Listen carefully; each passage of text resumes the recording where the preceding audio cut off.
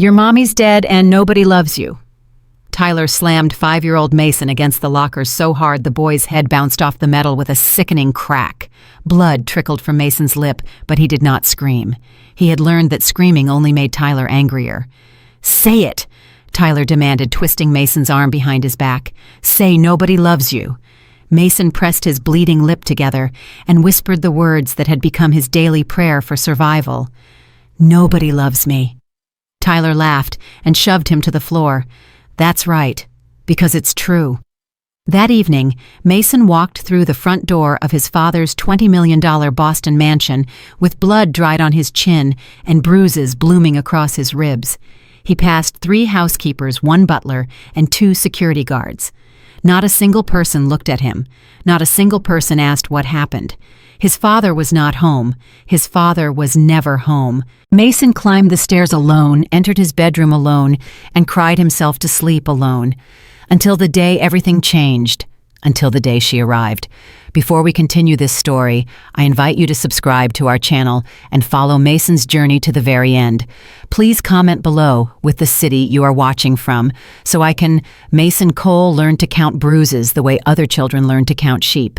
7 on his left arm, 4 on his right, 3 across his ribs that hurt when he breathed too deep, 2 on his back from yesterday when Tyler pushed him down the stairs, 1 on his cheek that he had to explain away as a fall during recess, 21 bruises in total, 21 secrets hidden beneath his Pemberton Academy uniform. He sat on the school bus with his forehead pressed against the cold window, watching the Boston skyline blur past. Around him, other children laughed and shouted and threw paper airplanes. Nobody sat next to him. Nobody had sat next to him since the first week of school when Tyler announced to the entire bus that Mason's mother was dead and that death was contagious. "Stay away from Cole," Tyler had warned everyone, "unless you want your mom to die too." After that, Mason became invisible. The bus lurched to a stop, and Mason grabbed his backpack with both hands. His ribs screamed in protest, but he kept his face blank. He had become an expert at keeping his face blank. "Hey, dead mom!" Mason flinched. Tyler's voice rang out from the back of the bus, followed by a chorus of cruel laughter. "See you tomorrow. Dead mom? Don't forget to visit your mommy's grave tonight. Oh wait, I bet your daddy doesn't even take you because he wishes you died instead of her." Mason stumbled off the bus, Tyler's words echoing in his skull. "He wishes you died instead of her. He wishes you died instead of her. He wishes you died instead of her." The iron gates of the Cole estate loomed ahead tall and cold, and nothing like the warm wooden fence that used to surround their old house, the house where his mother had planted roses, the house where his father used to chase him around the backyard, the house they sold 3 months after the funeral because Nathan Cole said he could not stand to look at it anymore. Mason punched in the security code and walked up the long driveway. His footsteps were the only sound. Inside the mansion stretched out like a museum after closing time. Marble floors, crystal chandeliers, paintings that cost more than most people made in a lifetime. And silence, always silence. "Hello," Mason called out. His voice echoed off the walls and disappeared. He walked through the foyer past the living room where nobody ever lived, past the dining room where nobody ever dined, past his father's study where the door was always locked. Mason paused outside that door. He pressed his small palm against the wood, feeling the grain beneath his fingers. On the other side, he could hear nothing, but he knew his father was in there sometimes. He had seen the light under the door late at night when he crept downstairs for water. "Dad," he whispered. No answer. He had not expected one. Mason turned and nearly collided with Mrs. Patterson, the head housekeeper, who had worked for the Cole family for 15 years. She looked down at him with the same expression she always wore, polite, distant, like he was a piece of furniture that had gotten in her way. "Your father called," she said. "He will be working late again. Dinner will be at 7. Cook has prepared chicken." "Okay." And Mason, he looked up, a tiny spark of hope flickering in his chest. Maybe she had noticed. Maybe she had seen the blood on his chin or the way he was holding his ribs. "Try not to track mud through the house. The floors were just cleaned." The spark died. "Yes, ma'am." "Yes." Mrs. Patterson walked away without another word. Mason stood alone in the hallway, his backpack hanging heavy on his shoulders, his ribs throbbing with every breath. He thought about the drawing he had made in art class today. 3 stick figures holding hands. A boy, a woman with long hair, a man in a suit. He had written "My Family" across the top in red crayon. The teacher had looked at it and frowned. "Mason, sweetheart," she had said carefully, "maybe you should draw something else, something happier." He had not understood. His family was the happiest thing he knew, or at least it used to be. Mason climbed the stairs to his bedroom, each step sending pain shooting through his body. He passed the portrait of his mother that hung on the landing. Emily Cole, frozen forever, at 34 years old, smiling at something just outside the frame. "Hi, Mom," he whispered. The painting did not answer. In his room, Mason dropped his backpack on the floor and walked to his bed. The sheets were perfectly made, the pillows perfectly fluffed, everything arranged with mathematical precision by staff members who never spoke to him, never looked at him, never asked why a 5-year-old boy had dark circles under his eyes and bruises on his arms. He crawled under the covers without changing out of his uniform and pulled his stuffed elephant close to his chest. His mother had given him that elephant the day before she went to the hospital for the last time. "His name is Peanut," she had told him, her voice already thin and weak. "And whenever you feel scared or sad or lonely, you squeeze Peanut tight and remember that Mommy loves you. No matter where I am, no matter what happens, I will always love you."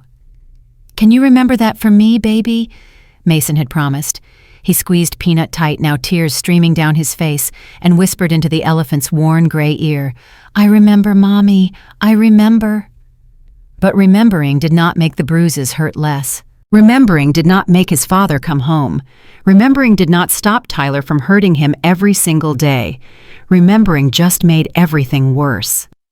3 floors below in the servants' quarters at the back of the mansion, Sarah Mitchell was unpacking her single suitcase. She did not own much. A few changes of clothes, some books, a photograph of her unit from her first deployment to Afghanistan, all of them young and smiling and not yet broken by what they would see. Half the people in that photograph were dead now. Sarah placed the photo on her nightstand and sat on the edge of her narrow bed. She was 42 years old. She had spent 8 years in the United States Army, rising to the rank of staff sergeant before a piece of shrapnel in Kandahar ended her military career. After that, she had worked with refugee organizations in Syria, Jordan, and Turkey, helping children who had lost everything to war. Now she was here, a maid in a billionaire's mansion in Boston. Her therapist at the VA had suggested it. "You need structure," Dr. Reeves had told her. "You need routine, and honestly, Sarah, you need to stop running toward danger." "I'm not running toward anything," Sarah had argued. "You've applied to 3 conflict zones in the past month, Syria again, Yemen, and somewhere in South Sudan that doesn't even have a functioning government. Those places need help. Those places will chew you up and spit you out. You've given enough, Sarah. It's time to take care of yourself." Sarah had not agreed, but she had taken the job anyway. The pay was good, the work was easy, and the silence of the mansion was almost peaceful after years of explosions and gunfire and children screaming for parents who would never come. Almost peaceful. But something was wrong here. She had felt it the moment she walked through the front door, a heaviness in the air, a sadness that seeped from the walls like moisture. And then there was the boy. She had seen him briefly that morning, a small figure in a school uniform walking toward the front door with his head down and his shoulders hunched. He moved like someone expecting to be hit. She recognized that posture. She had seen it in refugee camps and bombed-out villages, in the eyes of children who had learned that the world was not safe. Sarah stood up and walked to her window. From here, she could see the back garden overgrown and neglected, a swimming pool covered with a black tarp, a swing set that looked like it had not been used in years. What happened to this family, she wondered? What happened to that little boy? A knock on her door interrupted her thoughts. "Miss Mitchell." Mrs. Patterson's voice was sharp through the wood. "Your presence is required in the kitchen, immediately." Sarah opened the door. Mrs. Patterson stood with her arms crossed, her expression pinched with displeasure. "Mr. Cole has informed me that he will be dining at home this evening after all. This is unusual. He typically takes his meals in his study or not at all. I need you to assist with the preparations." "Of course." Sarah followed Mrs. Patterson through the winding corridors of the mansion, memorizing the layout as she went. Old habit. In hostile territory, you always needed to know your exits. The kitchen was enormous, all stainless steel and granite countertops. A cook named Margaret was already preparing vegetables, her movements quick and nervous. "He called 20 minutes ago," Margaret said without looking up. 20 minutes? As if I can prepare a proper meal in 20 minutes. The man hasn't eaten dinner in this house in 3 months, and suddenly he wants a 4-course meal. "Did he say why?" Sarah asked. "Mr. Cole doesn't explain himself to staff," Mrs. Patterson snapped. "He simply expects results. Margaret the salmon needs to be perfect. Miss Mitchell, you will set the dining room, the formal china, the crystal glasses, everything exactly as Mrs. Cole used to arrange it." Sarah paused. "Mrs. Cole..." Mrs. Patterson's face flickered with something that might have been grief quickly suppressed. "Mr. Cole's late wife. She passed 18 months ago. Cancer." The words were clipped efficient, as if she were reading from a report. "The formal dining room has not been used since, but those are Mr. Cole's instructions. He was very specific." Sarah nodded and went to find the dining room. It was exactly as she had expected. A long mahogany table that could seat 20. Chairs upholstered in cream silk. A chandelier dripping with crystals that caught the evening light and scattered it across the walls like tears. At the head of the table sat a single place setting already arranged. At the other end sat another. And in the middle between them sat a booster seat covered in dust. Sarah stared at that booster seat for a long moment. It was blue with cartoon elephants printed on the fabric. A child's seat. Unused for 18 months but never removed. She thought about the boy she had seen that morning, the one with the haunted eyes and the hunched shoulders. He should be sitting there, she realized, but he's not. He's probably eating alone in his room while his father eats alone down here, a family fractured, a house full of people and empty of love. Sarah had seen a lot of tragedy in her life. She had held dying soldiers. She had carried orphaned children through war zones. She had watched entire villages burn while people screamed for help that would never come. But something about this quiet tragedy in this beautiful mansion felt worse, because here there was no enemy to fight, no war to end. Just a father and a son living in the same house separated by a grief neither of them knew how to cross. Sarah began setting the table. Upstairs, Mason heard the commotion, footsteps rushing through the halls, doors opening and closing, voices calling out instructions. He crept to his bedroom door and pressed his ear against the wood. "Mr. Cole will be home in 30 minutes. The dining room quickly. Hasn't eaten at home since..." Mason's heart began to pound. His father was coming home for dinner. This never happened. His father always worked late. His father always ate in his study or at restaurants with business partners. His father had not sat at the dining room table since the funeral. Mason ran to his closet and pulled out his nicest clothes. A button-down shirt, khaki pants, the dress shoes his mother had bought him right before she got sick. He looked at himself in the mirror.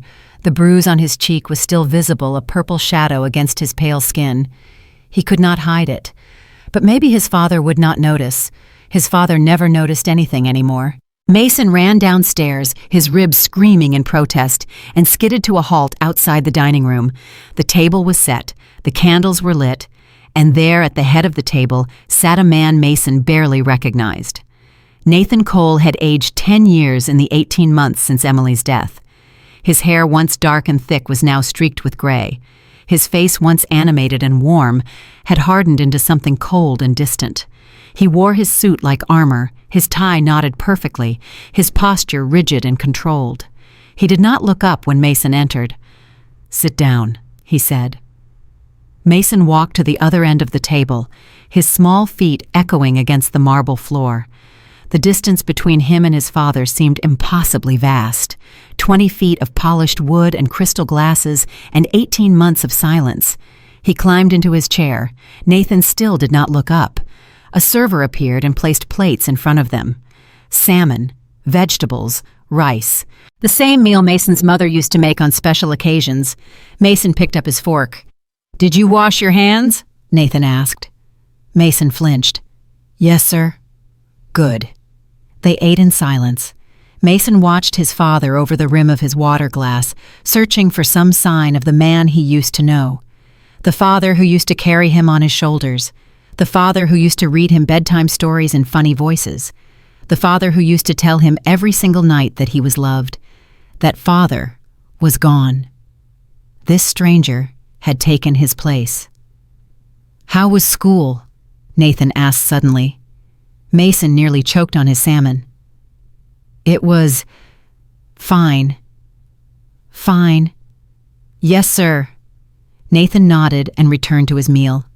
Mason wanted to scream. He wanted to stand up and show his father the bruises covering his body.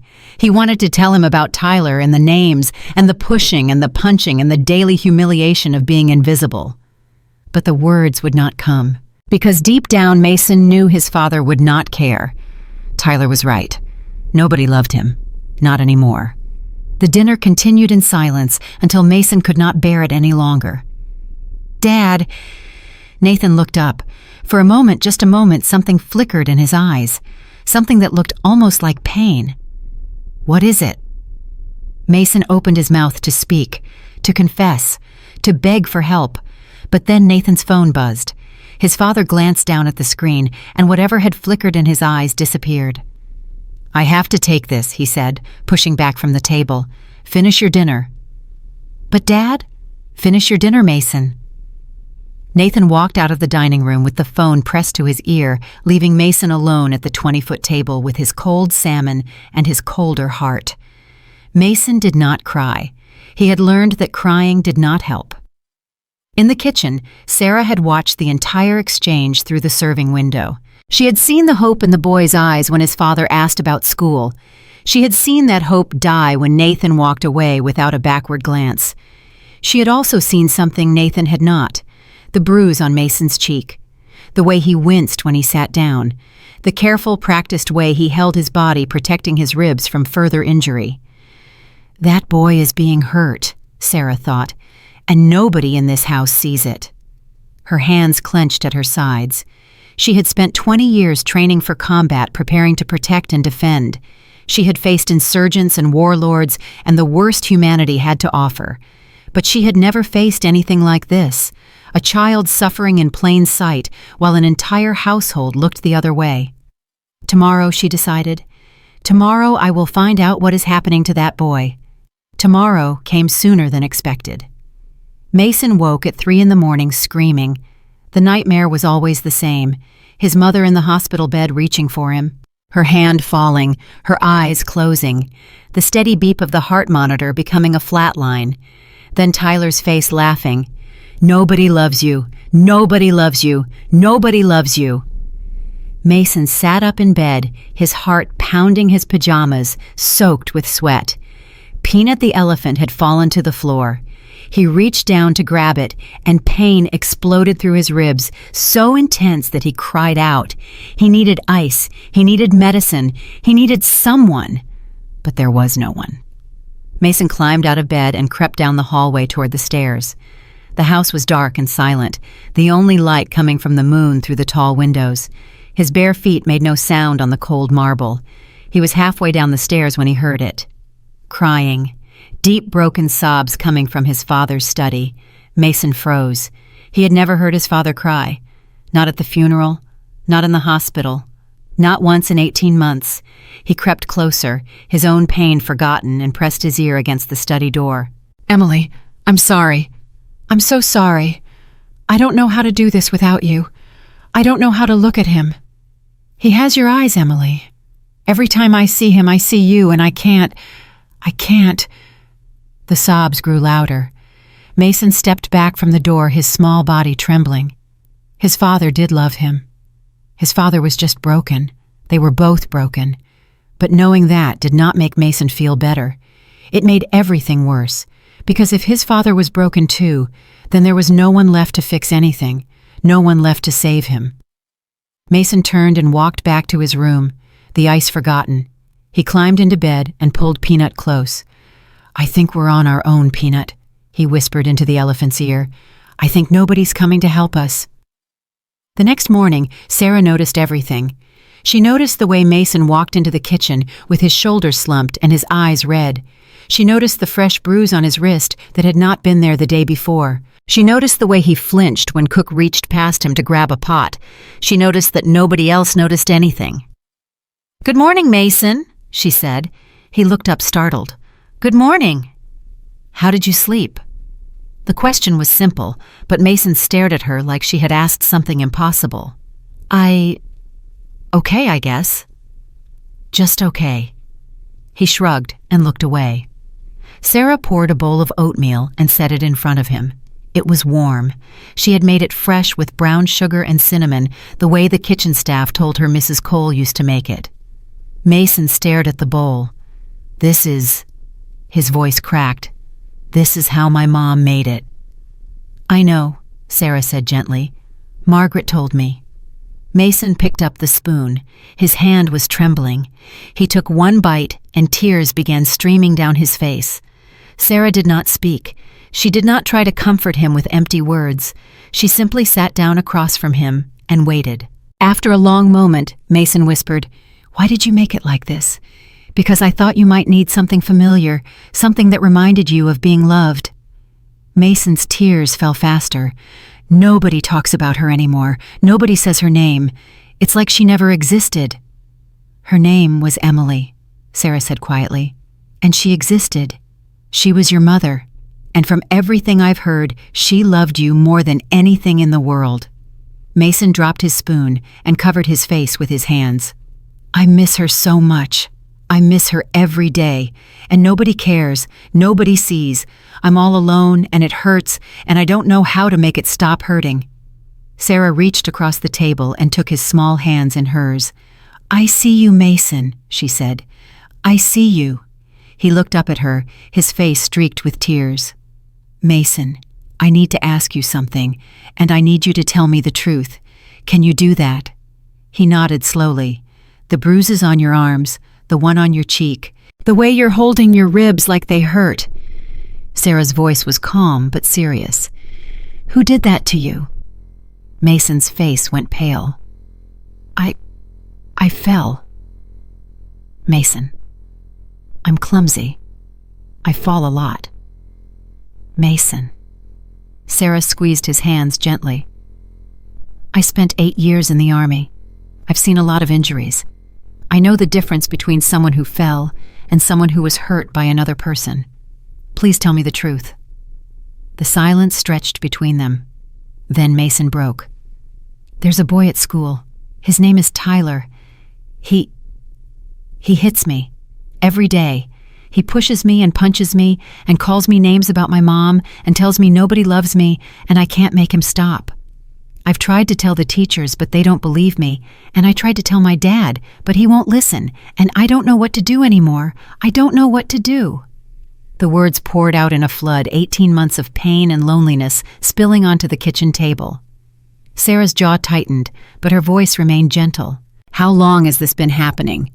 "Since my mom died. Tyler said death is contagious. He told everyone to stay away from me, or their moms would die too. And now nobody talks to me. Nobody sits with me. I'm all alone." "Does your father know?" Mason shook his head. "He doesn't look at me. He never looks at me. I think maybe Tyler's right. Maybe my dad does wish I died instead of her." Sarah's heart shattered. She thought about all the children she had helped over the years. The orphans in Afghanistan, the refugees in Syria, children who had lost everything to war and violence.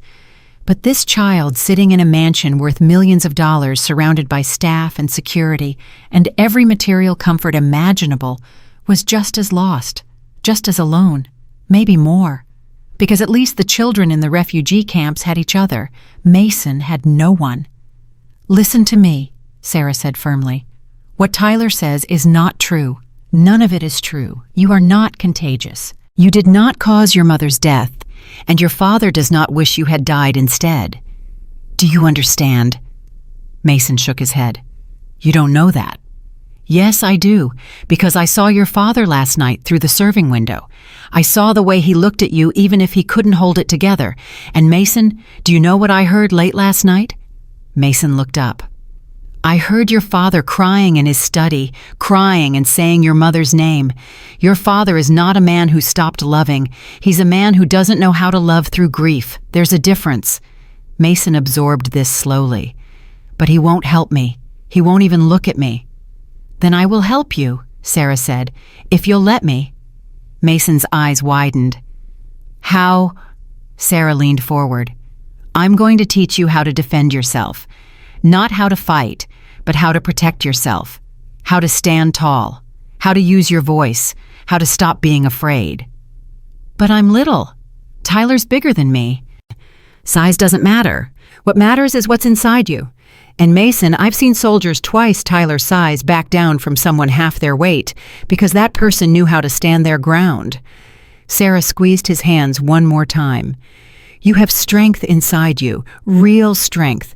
I'm going to help you find it." Mason stared at her. Nobody had ever talked to him like this. Nobody had ever offered to help. Nobody had ever looked at him and seen anything other than the sad boy with the dead mother. "Why?" he asked. "Why do you care?" Sarah was quiet for a moment. "Because a long time ago I was you. I was small and scared and alone, and nobody helped me. I had to figure it out by myself. It took me years. I don't want it to take you that long." Mason wiped his eyes with his sleeve. "When do we start?" Sarah smiled. "Tomorrow, after school. We'll start with the basics." The back door of the kitchen suddenly swung open, Mrs. Patterson stood in this doorway, her face twisted with disapproval. "Miss Mitchell, you have been hired to clean this house, not to fraternize with the family. Please return to your duties immediately." Sarah stood up slowly, her posture straightening into something that looked almost military. "Yes, ma'am." She looked back at Mason one more time and gave him a small nod. "Tomorrow," that nod said. "Everything changes tomorrow." Mason nodded back. For the first time in 18 months, he felt something other than fear.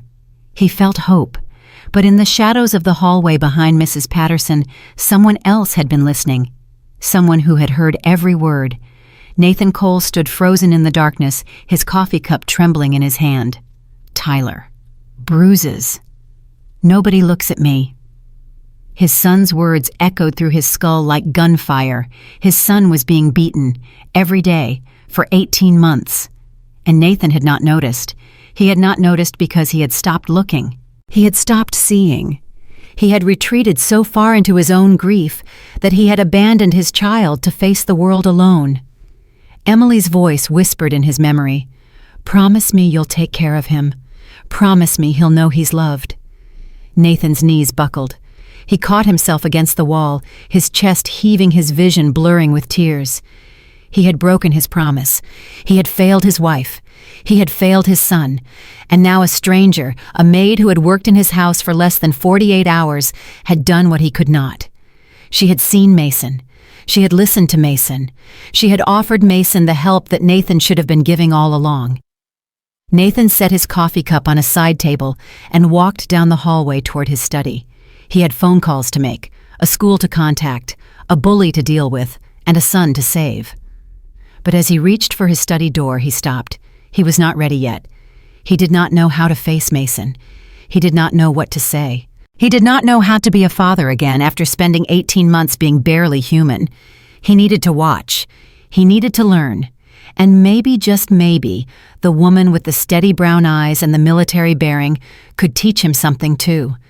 Nathan turned away from his study and walked upstairs. For the first time since Emily's death, he stopped outside Mason's bedroom door. He raised his hand to knock, but his courage failed him. He lowered his hand and walked away. Tomorrow, he told himself. Tomorrow, I'll be strong enough. But tomorrow was already here, and everything was about to change. Mason went to school that morning with something new burning in his chest. Not hope exactly, but something close. Anticipation. The promise that someone had finally seen him, finally believed him, finally offered to help. He walked through the gates of Pemberton Academy with his head slightly higher than usual. Tyler noticed immediately. "What's wrong with you, dead mom?"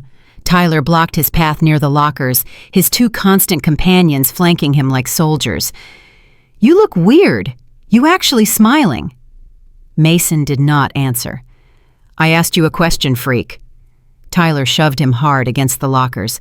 Mason's ribs screamed in protest, but he did not fall. He caught himself against the metal and stayed on his feet. Tyler's eyes narrowed. "What you think you're tough now?" He shoved Mason again. "You think because your daddy's rich you're better than me?" "No," Mason said quietly. "Then what? Why are you looking at me like that?"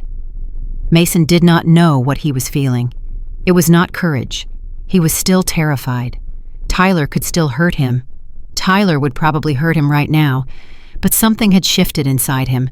Some tiny flame that Sarah's words had ignited. You have strength inside you, real strength. "I'm not looking at you like anything," Mason said. "I just want to go to class." Tyler laughed, but there was an edge to it, something uncertain. "You're pathetic. You know that." He grabbed Mason's shirt and pulled him close. "Tomorrow, I'm going to beat you so bad, your rich daddy won't even recognize you. And nobody's going to stop me. Nobody cares about you. Remember that." He shoved Mason to the floor and walked away laughing with his friends. Mason lay on the cold tile, his ribs aching, his heart pounding. But for the first time, Tyler's words did not cut as deep. Because somebody did care, somebody had promised to help. And tomorrow, everything was going to change. What Mason did not know was that upstairs in the principal's office, a phone was ringing. And when the secretary answered, a cold voice on the other end said 4 words that would shake Pemberton Academy to its foundations. "This is Nathan Cole." The billionaire had finally woken up, and he was about to burn everything down. The secretary at Pemberton Academy nearly dropped her coffee when she heard the name. "Mr. Cole," she stammered, "how can I help you today?" "I need to speak with Principal Warren, immediately." "Sir, Principal Warren is in a meeting right now. If you could leave a message—" "I don't leave messages." Nathan's voice cut through the phone like ice. "Tell him Nathan Cole is on the line. Tell him it concerns my son. Tell him if he doesn't pick up this phone in the next 60 seconds, I will be at that school in 30 minutes with my entire legal team." The secretary put him on hold. Nathan stood at his office window looking out at the Boston skyline. His hand gripped the phone so hard his knuckles turned white. Behind him on his desk sat the photograph of Emily that he had not looked at in months. He looked at it now. Her smile, her eyes, the way she held Mason like he was the most precious thing in the world. "I'm sorry," he whispered. "I'm so sorry I let this happen." The phone clicked. "Mr. Cole," Principal Warren's voice was carefully controlled. "What can I do for you?" "You can explain to me why my son has been beaten every day for the past 18 months and nobody at your school has done a damn thing about it."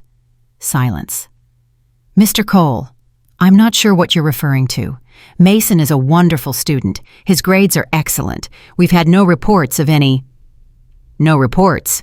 Nathan laughed, but there was no humor in it. "Let me tell you what I know. I know there's a boy named Tyler who has made my son's life a living hell since his mother died. I know Tyler pushes him, punches him, and tells him that death is contagious. I know my son has bruises covering his body right now, and I know that your teachers have done nothing. Nothing. Mr. Cole, children have conflicts. It's a normal part of development. We have excellent counselors who—" My son came home with blood on his face. "Does that sound like a normal conflict to you?" Principal Warren cleared his throat. "If what you're saying is true, we will certainly investigate. But I must tell you, Tyler Richardson comes from one of our most respected families. His father is on the board of trustees. These are serious accusations." Nathan felt something cold settle in his chest. "Are you telling me that you won't do anything because this boy's father is on your board?" "I'm telling you that we need to follow proper procedures. We can't simply—" "Let me tell you what's going to happen." Nathan's voice dropped to a whisper, which was somehow more terrifying than his anger. You are going to investigate this today, not tomorrow, not next week. Today. You are going to pull Tyler Richardson out of every class he shares with my son. You are going to ensure that Tyler never comes within 50 feet of Mason again. And if I find out that my son has been touched one more time, I will personally dismantle that school brick by brick. I will pull every donation I have ever made. I will fund a competing school across the street, and I will make sure that every newspaper in Boston knows that Pemberton Academy protects bullies and ignores victims. Silence stretched across the line. Do we understand each other, Principal Warren? Yes, Mr. Cole. We understand each other perfectly. Nathan hung up. His hands were shaking. He had made the call. He had done something, but it was not enough. He walked to his desk and picked up the photograph of Emily. I should have done this months ago, he said to her smile. I should have been paying attention. I should have been there. The photograph did not answer. Nathan set it down and pressed his palms against the desk, his head bowed. He had spent 18 months drowning in grief, and his son had been drowning too, alone, without a single hand reaching out to save him. That ended today. But Nathan still did not know how to face Mason. He did not know what to say.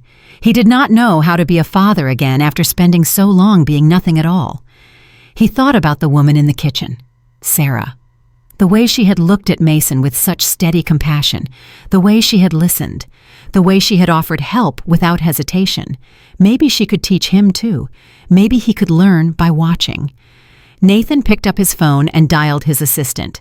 Cancel everything today. I'm going home. 3:45 in the afternoon. Mason burst through the front door of the mansion, his backpack flying behind him, his heart pounding with anticipation. Sarah. His voice echoed through the empty foyer. Sarah. Footsteps approached from the west hallway. Sarah appeared still wearing her staff uniform, a small smile on her face. Someone's excited. You said today. You said we would start today. I did. Sarah looked at him carefully. How was school? Mason's excitement flickered. Tyler said he's going to beat me up so bad tomorrow that my dad won't recognize me. Sarah's expression did not change, but something hardened in her eyes. Did he touch you today? Just pushed me, against the lockers, but then something weird happened. What? He got called to the principal's office. He was gone for the whole afternoon, and when he came back he looked really mad, like really, really mad. He was staring at me the whole time, but he didn't say anything. Sarah nodded slowly. Interesting. Do you know what happened? I might have an idea, but that's not important right now. She bent down so she was at his eye level. What's important is that you're here, and we have work to do. Are you ready? Mason nodded so hard his head might have fallen off. Then follow me. She led him through the mansion to a room he had never noticed before. It was small, tucked away near the back of the house with bare walls and a wooden floor. 2 mats were laid out in the center, and a pile of cushions was stacked in the corner. What is this place? It used to be a storage room. I cleaned it out this morning. Sarah stepped onto one of the mats and gestured for him to join her. This is our training space. Nobody comes back here. Nobody will bother us. Mason stepped onto the mat. His whole body was trembling, but not from fear, from excitement, from hope, from the feeling that something was finally about to change. First things first. Sarah knelt down so they were at the same height. I need you to understand something. What I'm going to teach you is not about fighting. Do you understand? Mason frowned. But I thought... I know what you thought. You thought I was going to teach you how to punch Tyler in the face. Mason nodded. That's not what this is. Fighting is what Tyler does. Fighting is what bullies do.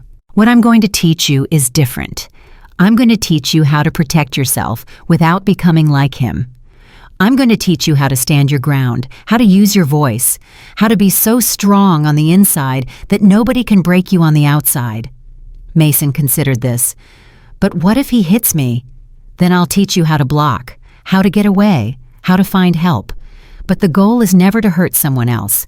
The goal is to keep yourself safe. Can you remember that? Yes. Good. Sarah stood up and placed her hand over her heart. This is where we start, right here, your heart, your breath, Everything begins with breath. She demonstrated breathing in slowly through her nose, then out through her mouth. When you're scared, your body goes into panic mode. Your heart races, your hands shake, your brain stops thinking clearly. But if you can control your breath, you can control your fear. Try it. Mason closed his eyes and breathed in. Deeper. Fill your whole belly. He tried again. Good. Now hold it. 1, 2, 3. Now let it out slowly. Good. Again. They practiced breathing for 10 minutes. Just breathing. Mason thought it would be boring, but something strange happened. The tension in his shoulders began to release. The knot in his stomach loosened. For the first time in months, he felt calm. How do you feel? Sarah asked. Better, quieter. That's your first weapon. Whenever Tyler comes at you, before you do anything else, you breathe. You slow down. You think. Can you remember that? Breathe first, then think. Exactly, Sarah smiled. Now let's work on how you stand. She showed him how to plant his feet shoulder-width apart, how to keep his knees slightly bent, how to hold his shoulders back and his chin up. This is called a grounded stance. When you stand like this, you're telling the world that you're here, that you matter, that you're not going anywhere. Mason tried it. He felt awkward at first, like a toy soldier. Relax your hands. You're not going to punch anyone, but you're also not going to run. He adjusted. Better. Now look at me. Mason met her eyes. Good. Don't look away. When Tyler comes at you, he wants you to look at the ground. He wants you to shrink. But if you look him in the eye, you're telling him that you're not afraid. But I am afraid. I know. And that's okay. Courage isn't about not being afraid. Courage is about being afraid and standing your ground anyway. Sarah tapped his chest gently. The fear is real, but so is the strength inside you. We're going to find that strength together. They practiced the stance for another 20 minutes. Sarah corrected his posture, adjusted his feet, reminded him to breathe. By the end, Mason could hold the position without wavering. Now comes the hard part, Sarah said. Your voice. Mason's stomach tightened. Tomorrow, when Tyler comes at you, you're going to say one word. Just one. But you're going to say it like you mean it. What word? Sarah looked at him steadily. Stop. Mason blinked. That's it, just stop. That's it. But here's the thing. You've probably said stop before, right? You've probably begged him to stop. Whispered it, cried it. Mason nodded, shame flooding his cheeks. That's not what I'm talking about. I'm talking about a different kind of stop. A stop that comes from here. She touched his belly. And here. She touched his chest. And here. She touched his forehead. A stop that means it. A stop that makes him pause. Can you try? Mason swallowed hard. Stop, he said quietly. Again, louder. Stop. From your belly. Push it out. Stop. Like you mean it, Mason. Like you're not asking. Like you're telling. Stop. The word exploded from him, bouncing off the walls, filling the room. Sarah grinned. There it is. That's your voice. That's the voice that's been hiding inside you all along. Mason stared at her, breathing hard. Something was happening in his chest, something he could not name, like a door opening, like a light turning on in a room that had been dark for too long. I did it, he whispered. You did it. And tomorrow when Tyler comes at you, you're going to breathe. You're going to stand your ground, and you're going to use that voice. What if it doesn't work? What if he hits me anyway? Sarah knelt down and took his hands. Then you block. You protect your head and your body, and you get help. But Mason, here's the thing. Sometimes it's not about whether you win or lose. Sometimes it's about showing yourself that you can stand up, that you can fight for yourself, that you're worth fighting for. Tears sprang to Mason's eyes. My mom used to say that I was worth it. Your mom was right. Sarah squeezed his hands. And I need you to believe it too. Can you do that? Mason thought about everything that had happened in the last 18 months. The funeral, the empty house, the silence, the bruises, The feeling that he was invisible, that he was nothing, that nobody would ever love him again. Then he thought about Sarah, the way she had looked at him in the kitchen, the way she had listened, the way she was here right now, teaching him things nobody had ever taught him before. Maybe his mom was right. Maybe he was worth it. "I can try," he said. Sarah smiled and released his hands. "That's all I'm asking." Neither of them noticed the figure standing in the shadows of the doorway. Nathan Cole had been watching for 20 minutes. He had heard everything: the breathing exercises, the stance, the way Sarah had coaxed Mason's voice out of hiding, and the way his son had smiled. That smile. Nathan had not seen that smile in 18 months. He pressed his hand against his chest, feeling his heart crack open. "Emily," he thought, "are you seeing this? Someone is finally taking care of our boy." He backed away from the doorway, making no sound. He was not ready to face Mason yet. He was not ready to explain why he had been absent, why he had failed, why he had let grief turn him into a ghost. But watching Sarah with his son had ignited something. Hope. Hope that maybe it was not too late. Hope that maybe their family could still be saved. Nathan walked to his study and closed the door. He sat at his desk for a long time, staring at Emily's photograph. "I'm going to fix this," he said to her smile. "I don't know how yet, but I'm going to fix this. I promise." The photograph seemed to glow in the afternoon light. Nathan picked up his phone and made another call. 6:32 in the evening. Dinner was different that night. Mason sat at the long table, but this time he was not alone. Nathan had come home early. He sat at the head of the table, his plate untouched, watching his son with an intensity that made Mason nervous. "Dad, is everything okay?" Nathan blinked, seeming to return from somewhere far away. Yes, everything is fine. How was school today?" Mason hesitated. This was the second time in 2 days that his father had asked about school. Something was definitely strange. "It was okay. Just okay." "Yeah." Nathan nodded slowly. He picked up his fork, then set it down again. "Mason, I need to tell you something." Mason's heart began to pound. "I called your school today. I talked to the principal." Mason froze. "I know about Tyler." The words hung in the air like smoke. Mason's fork clattered to his plate. How do you know?" Nathan's face contorted with pain. "I heard you, yesterday morning, in the kitchen, talking to Sarah." Mason's cheeks burned with shame. His father had heard everything. His father knew how weak he was, how pathetic, how unable to defend himself. "I'm sorry," Mason whispered.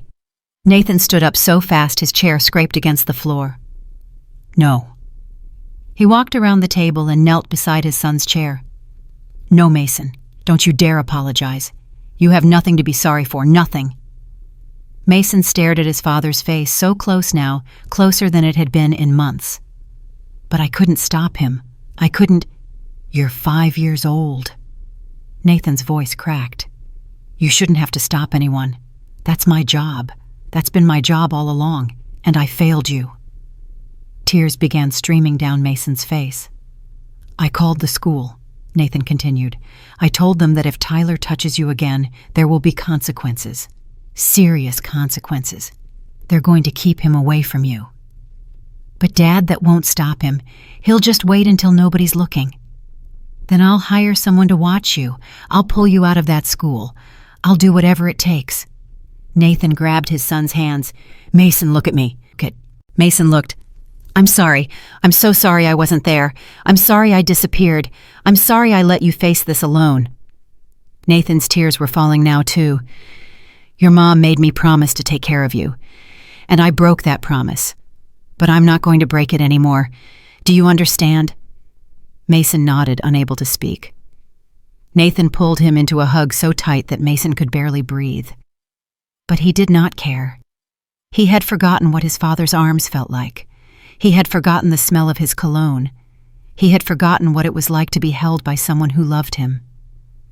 "I miss her too," Nathan whispered into his son's hair. "Every single day. But that's no excuse for what I did, for leaving you alone." "I thought you didn't love me anymore." Nathan pulled back, his face devastated. "What?" Tyler said. "Tyler said you wished I died instead of Mom. And you never looked at me anymore. And you were always at work. And I thought maybe he was right." Nathan closed his eyes. When he opened them, there was something fierce burning there. "That is the biggest lie anyone has ever told. I love you more than anything in this world. More than my company, more than my money, more than my own life. You are everything your mother and I ever wanted. You are our miracle." He cupped Mason's face in his hands. "I'm sorry I made you doubt that. I'm sorry my grief made me blind. But I need you to hear me right now. You are loved. You are wanted. And you will never be alone again." Mason threw his arms around his father's neck and sobbed. They held each other for a long time, two broken people beginning to piece themselves back together. In the kitchen doorway, Sarah stood watching. She wiped tears from her own eyes and smiled. Maybe this family could heal after all. 7:45 in the evening. After dinner, Nathan found Sarah in the west hallway. "Miss Mitchell, could I have a word?" Sarah stopped. "Of course, Mr. Cole." Nathan looked at her for a long moment, studying her face. "I saw what you did with my son today, in the training room." Sarah's expression remained neutral. "I hope I didn't overstep. I just thought—" "You didn't overstep." Nathan's voice was rough. "What you did, I don't have words for it. I just listened to him, that's all." "No." Nathan shook his head. "You did more than that. You saw him. When nobody else in this house saw him, including me, you saw him." He paused. "Where did you learn to do that?" Sarah was quiet for a moment. "I spent 8 years in the Army, 2 combat tours. After I got out, I worked with refugee organizations overseas, children who had lost everything, parents, homes, countries." She met his eyes. "I learned to see people because I spent years surrounded by people who were invisible, people the world had forgotten." Nathan absorbed this. "You said you were going to teach him self-defense. I'm teaching him more than that. I'm teaching him to believe in himself." "He needs that." Nathan's voice dropped. "I should have been teaching him that. His mother would have taught him that. But You were grieving. That's not an excuse. No, it's not. But it's the truth." Sarah looked at him steadily. "What matters now is what you do next." Nathan nodded slowly. "I want you to continue. The training. Whatever you're doing with him." "Are you sure Mrs. Patterson made it clear that staff aren't supposed to—" "Mrs. Patterson works for me. I make the rules in this house." Nathan stepped closer. "I watched you with him today. I watched you bring something back to life in my son that I thought died with his mother. I don't care about protocols or proper procedures. I care about Mason, and if you can help him, then I want you to help him, however you see fit." Sarah nodded. "Then I will.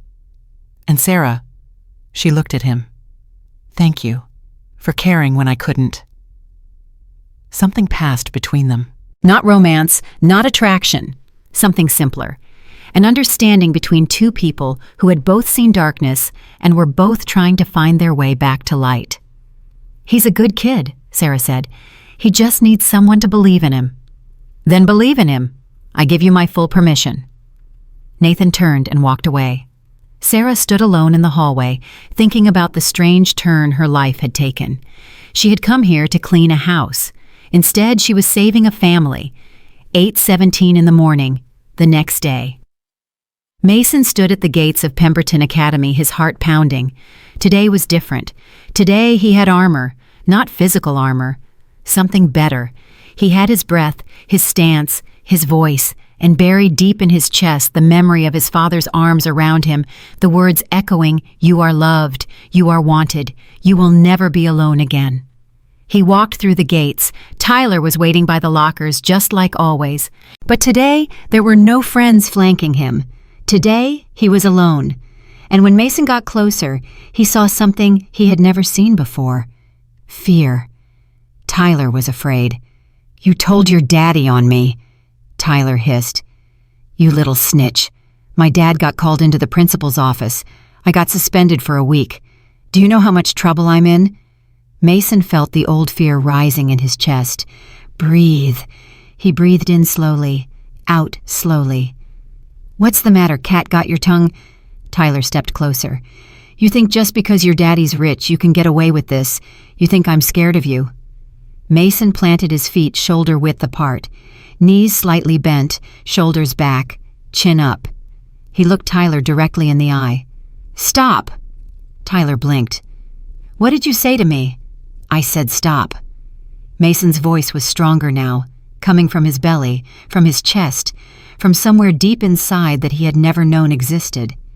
"You're not allowed to touch me anymore.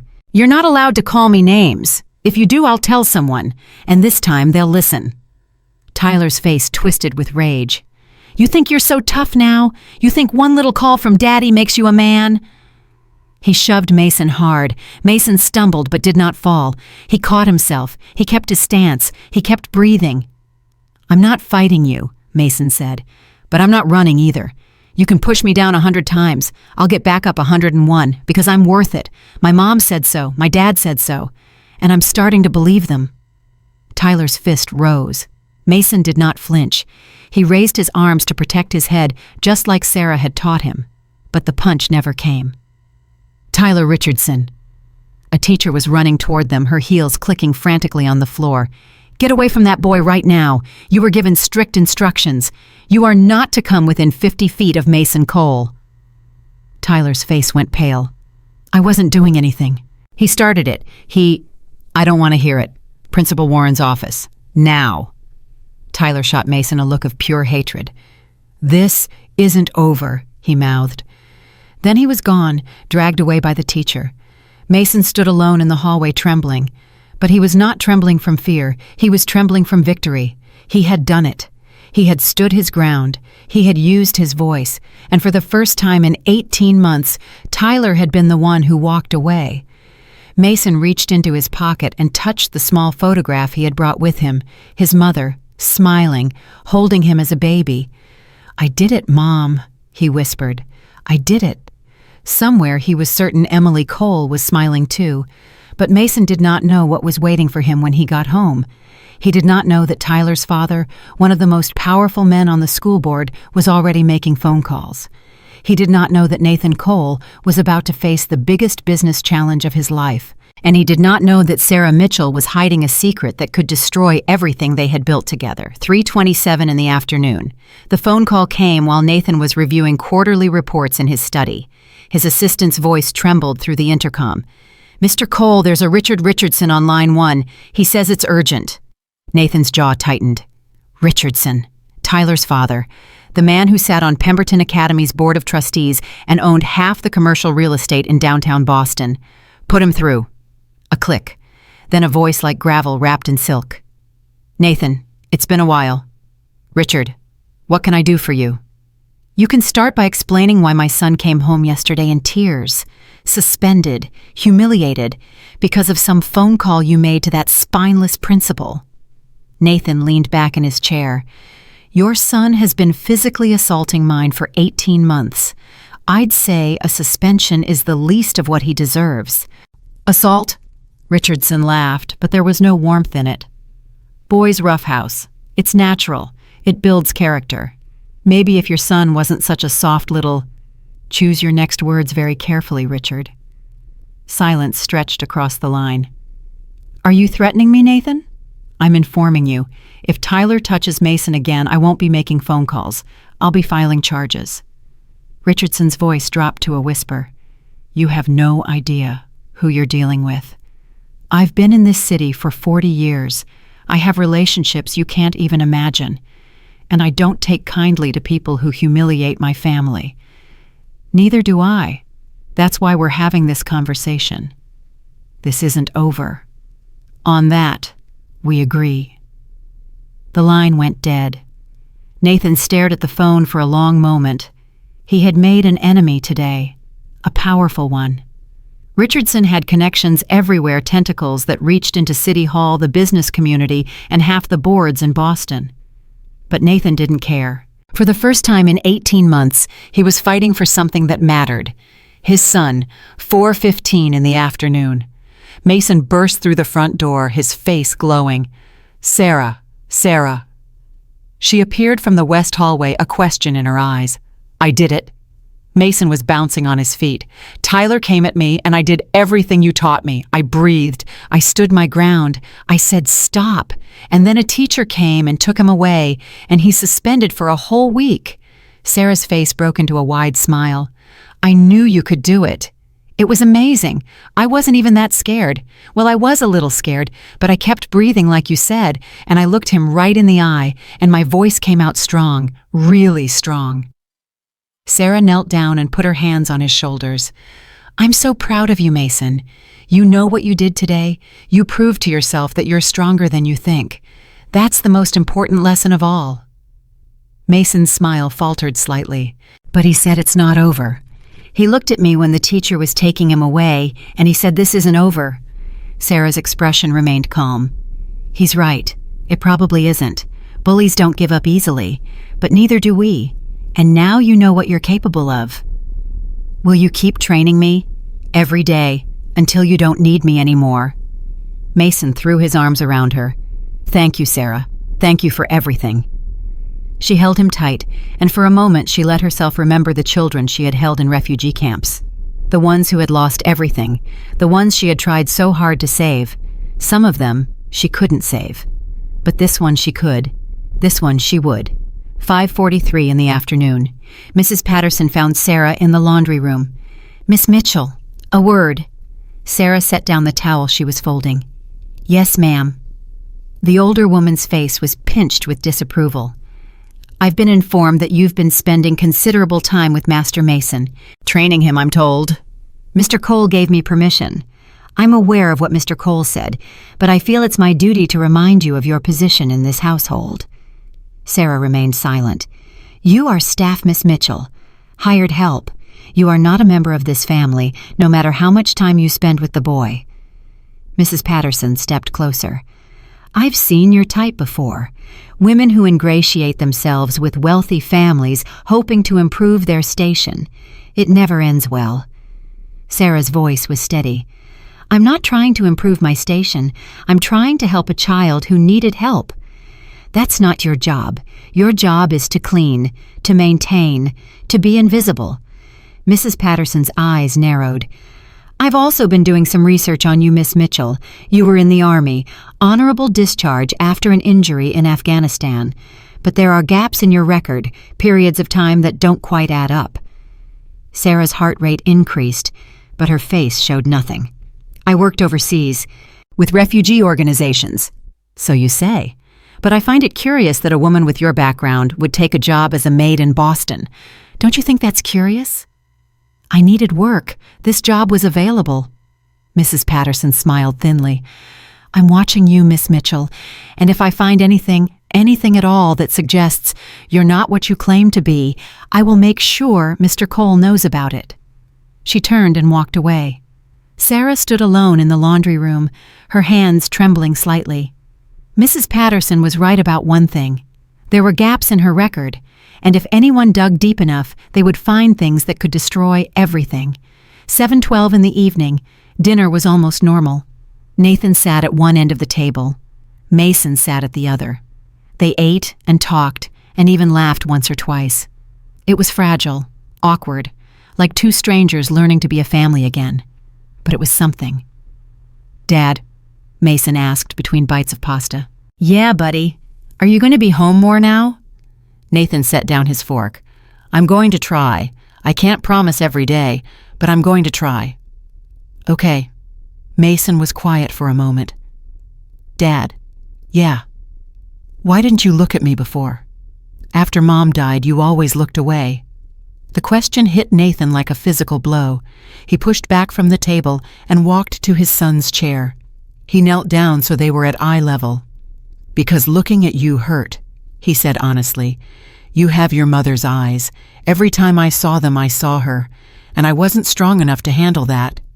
Mason's lip trembled. "So it was my fault." "No, God, no. It was never your fault." Nathan took his son's hands. It was my fault, my weakness, my cowardice. I should have been strong enough to look at you and see you not just her ghost, but I wasn't. And I'm sorry. Are you strong enough now? Nathan looked directly into his son's eyes, those eyes that were so much like Emily's, it made his chest ache. I'm trying to be. Every day I'm trying. Mason nodded slowly. Dad, yeah, I love you. Nathan's eyes filled with tears. I love you too, buddy, more than you'll ever know. They held each other for a long time. Neither of them saw Sarah standing in the doorway watching. Neither of them saw the tears on her face. 9:28 in the evening. Nathan found Sarah on the back patio, staring up at the stars. Mind if I join you? She turned. It's your house, Mr. Cole. Nathan, please. He sat down on the bench beside her. After everything you've done for my son, I think we're past formalities. She nodded but said nothing. They sat in silence for a moment, the night air cool around them. Can I ask you something? Nathan said. Of course. Why do you care so much about Mason, I mean? You could have ignored what you saw. Most people would have. It's not your problem. He's not your child. Sarah was quiet for a long time.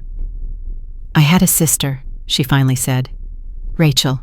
She was 3 years younger than me. Beautiful, smart, funny. Sarah's voice caught.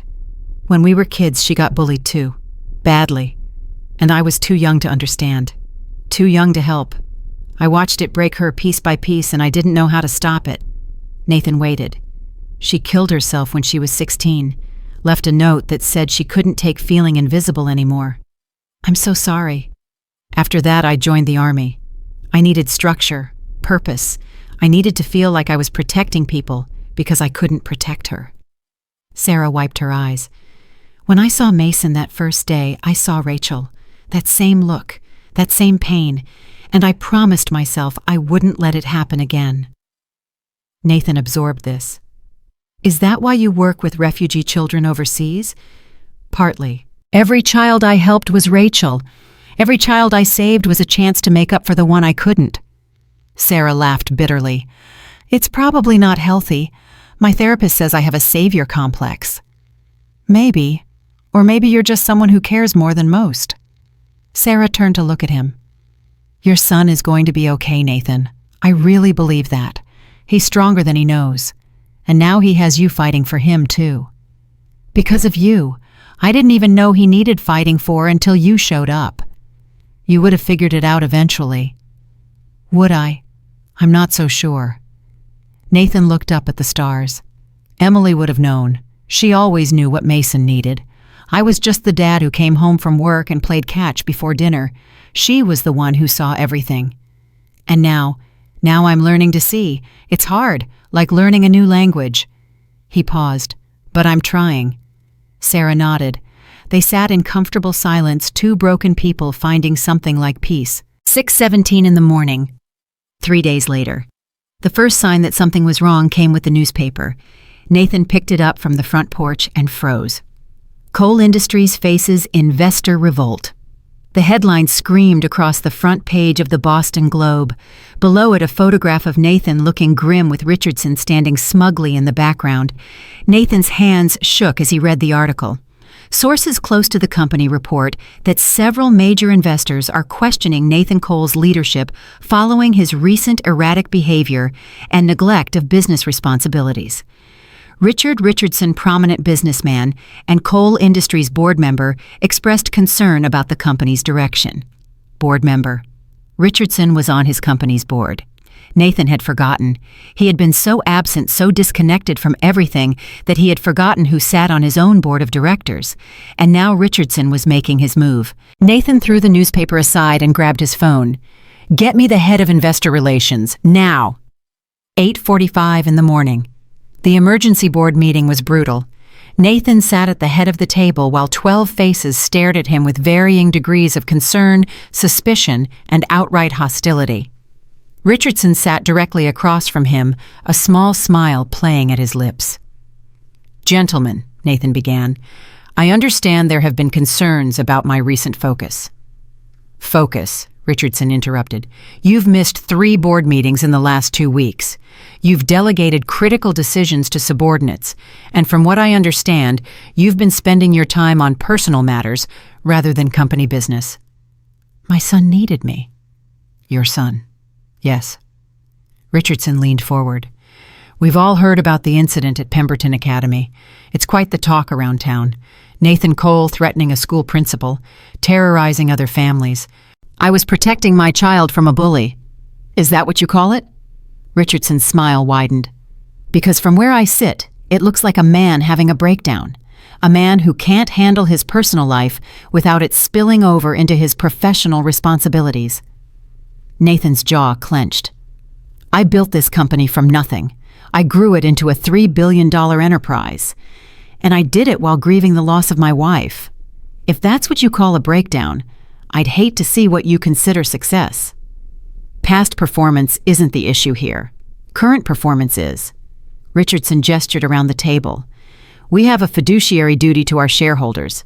If the CEO isn't capable of fulfilling his responsibilities, I'm perfectly capable. Then prove it, because right now all I see is a man who's too distracted to lead. The room erupted in murmurs. Nathan looked around the table reading the faces. Some were sympathetic, some were hostile, and some were simply uncertain, waiting to see which way the wind would blow. He had to make a choice, his company or his son. Gentlemen, Nathan said, rising to his feet, I'm going to be honest with you. Yes, I've been distracted. My son has been going through a difficult time and I failed to see it until recently. I'm not going to apologize for putting him first. Richardson opened his mouth to speak, but Nathan cut him off. However, I am also not going to let this company fail. Cole Industries is my legacy. It's my late wife's legacy. And one day, it will be my son's legacy. So here's what I'm proposing. He laid out a plan. Delegated responsibilities, new oversight structures, regular updates to the board, a commitment to balance. I'm asking for 3 months, Nathan concluded. Give me 3 months to prove that I can manage both my family and this company. If I fail, I'll step down willingly. The room was silent. Richardson's smile had faded. All in favor of giving Mr. Cole 3 months? One of the senior board members asked. Hands went up. 7, 8, 9, a majority. Nathan exhaled. Motion carries, the senior board member announced. Mr. Cole retains his position pending review in 3 months. Richardson's face was thunderous. This isn't over, he mouthed across the table. Nathan met his eyes without flinching. No, it isn't. 12:15 in the afternoon. Sarah was in the training room with Mason when her phone buzzed. She glanced at the screen and went pale. What's wrong? Mason asked. Nothing. Just nothing. She forced a smile. Let's take a break. I need to make a quick call. She stepped into the hallway and answered. Hello, Sarah. The voice sent ice through her veins. How did you get this number? I have my ways. You know that. I thought we had an understanding. I disappeared. You left me alone. Circumstances have changed. I hear you're working for Nathan Cole now. Billionaire. Powerful. Interesting choice for someone trying to stay invisible. What do you want? A meeting, tonight, the old place. And if I refuse, then I make a call to your employer. Tell him about Damascus, about what you really did over there. A pause. About the people who died because of you. Sarah's hand tightened on the phone. That wasn't my fault. The intelligence was wrong. I followed orders. That's not what the official report says. The one that mysteriously disappeared from the files. The one I have a copy of. You're blackmailing me. I prefer to think of it as negotiating. Tonight, 10 o'clock. Don't be late. The line went dead. Sarah leaned against the wall, her legs suddenly weak. Everything she had built here, the trust with Mason, the progress they had made, the fragile hope of a new beginning, all of it could be destroyed with a single phone call. She looked at the door to the training room where Mason was waiting. She had made a promise. She had promised him she would be there, but some promises were impossible to keep. 3:45 in the afternoon. Mason knew something was wrong. Sarah had been distracted all afternoon. Her corrections were mechanical. Her encouragement was hollow. She kept checking her phone with a look on her face that made his stomach hurt. "Sarah, are you okay?" She blinked and seemed to return from somewhere far away. "I'm fine. Let's continue." "You're not fine. You look like my dad used to look, like you're thinking about something bad." Sarah knelt down so she was at his level. "Mason, I need to tell you something." His heart began to pound. "Are you leaving?" "No, I don't know yet." She took his hands. "There's something from my past, something complicated. I might have to deal with it tonight." "What kind of something?" "Adult stuff I can't explain." Mason's eyes filled with tears. "You promised you wouldn't leave. You promised you would be here." "I know, and I want to keep that promise more than anything." Sarah squeezed his hands. "But sometimes things happen that are beyond our control, things from before. Like when my mom got sick." The comparison hit Sarah like a punch. "Something like that, yes."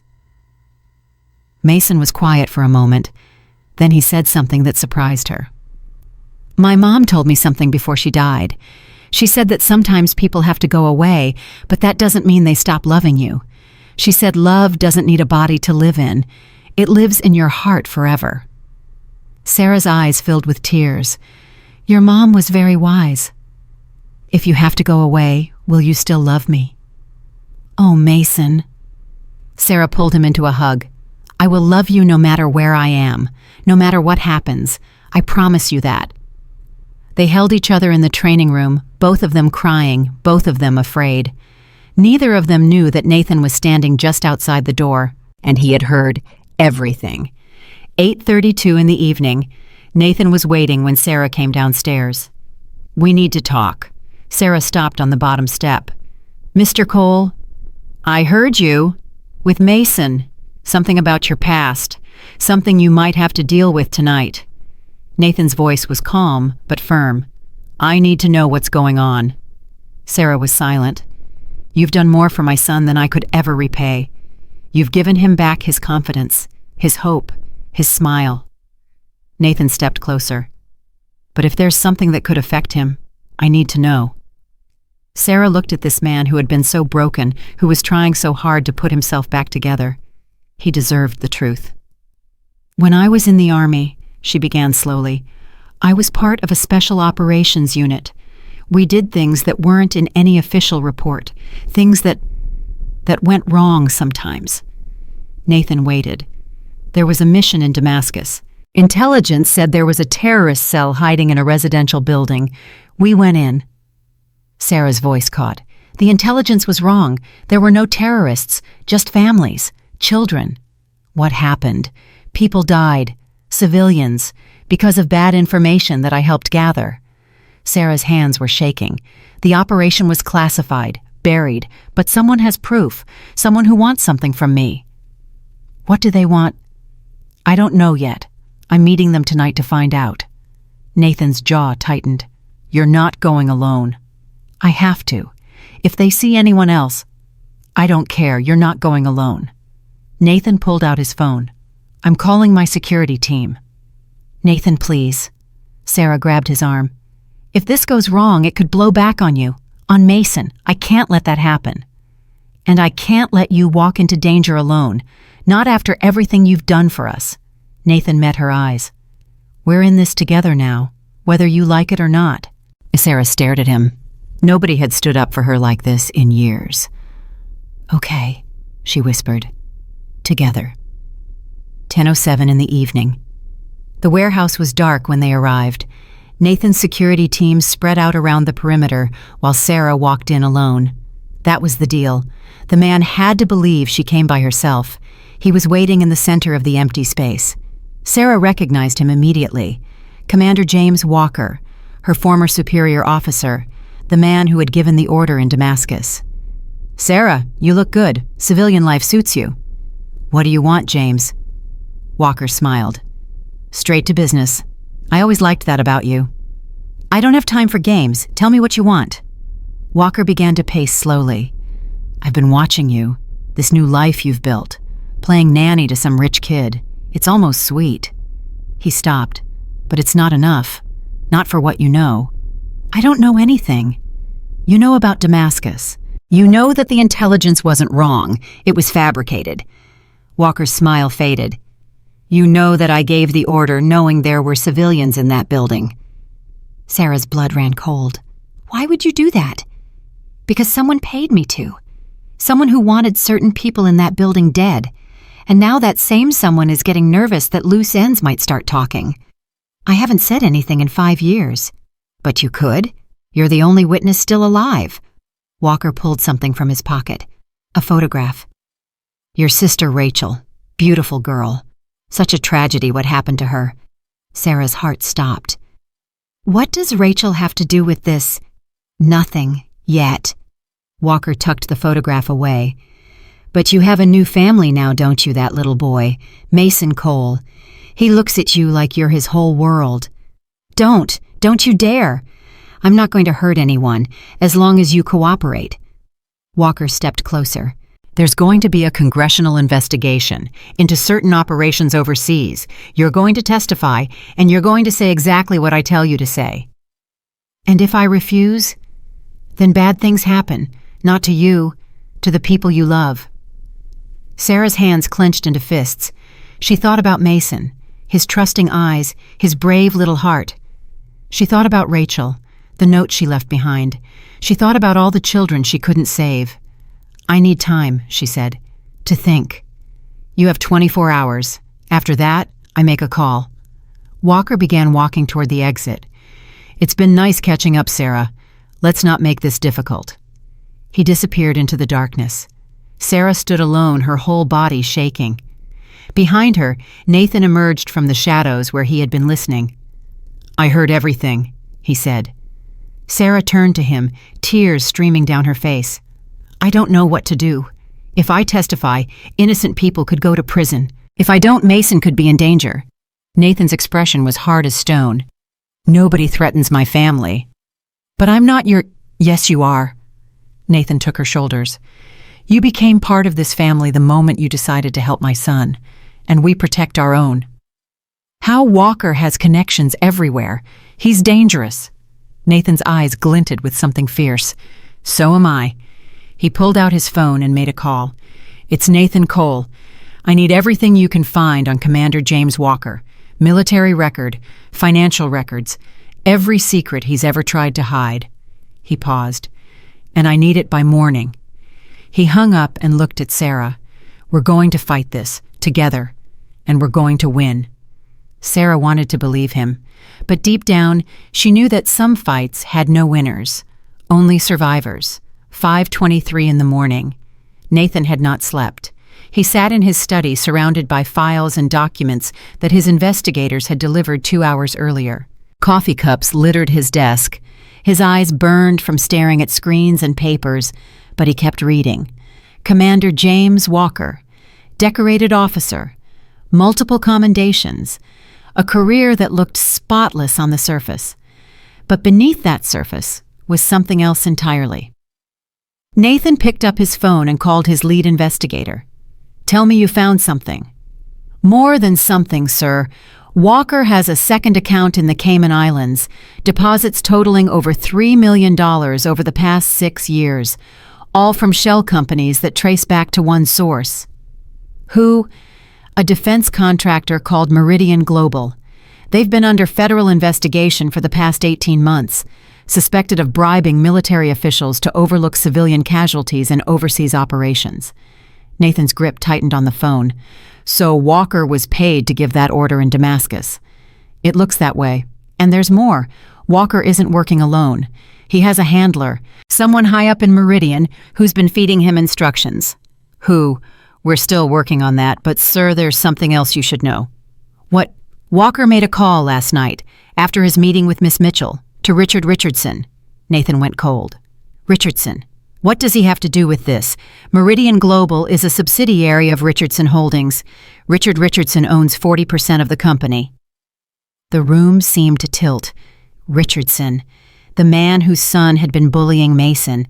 the man who was trying to destroy Nathan's company, the man who was now connected to a military cover-up that had killed innocent civilians. Are you telling me this is all connected? It appears so, sir.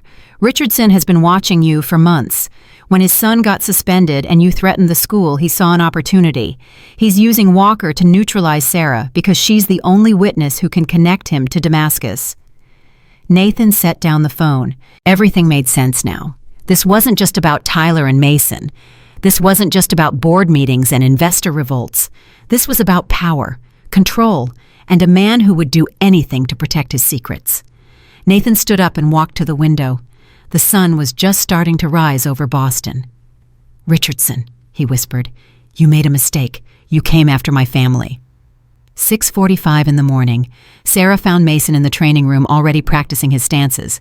"You're up early," she said. He turned and she saw the worry in his eyes. "I couldn't sleep.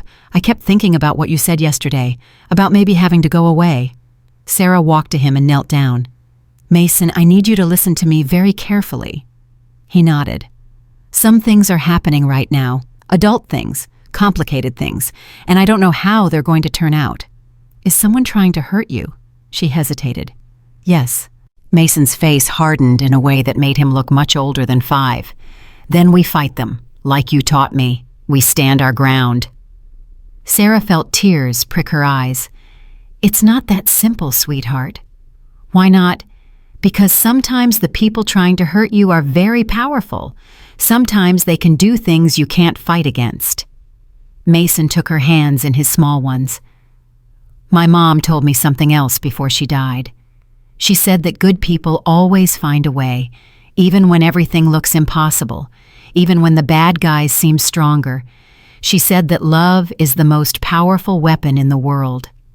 Sarah pulled him into a hug. "Your mom was the wisest person I've ever known." "Do you love me, Sarah?" "Yes, more than you know." "Then you'll find a way.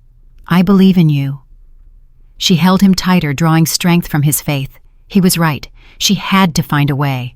For him, for this family, for everything she had come to love. 8:15 in the morning. Nathan called an emergency meeting. Sarah sat across from him in his study, her face pale but determined. His head of security stood by the door. 2 lawyers from his personal legal team sat on the couch with tablets and files. "Here's what we know," Nathan began. "Walker is connected to Richardson through Meridian Global. Richardson is using Walker to silence Sarah because she witnessed Damascus. If Sarah testifies honestly at the congressional hearing, it could expose Richardson's entire operation." "So what do we do?" Sarah asked. "We go on the offensive."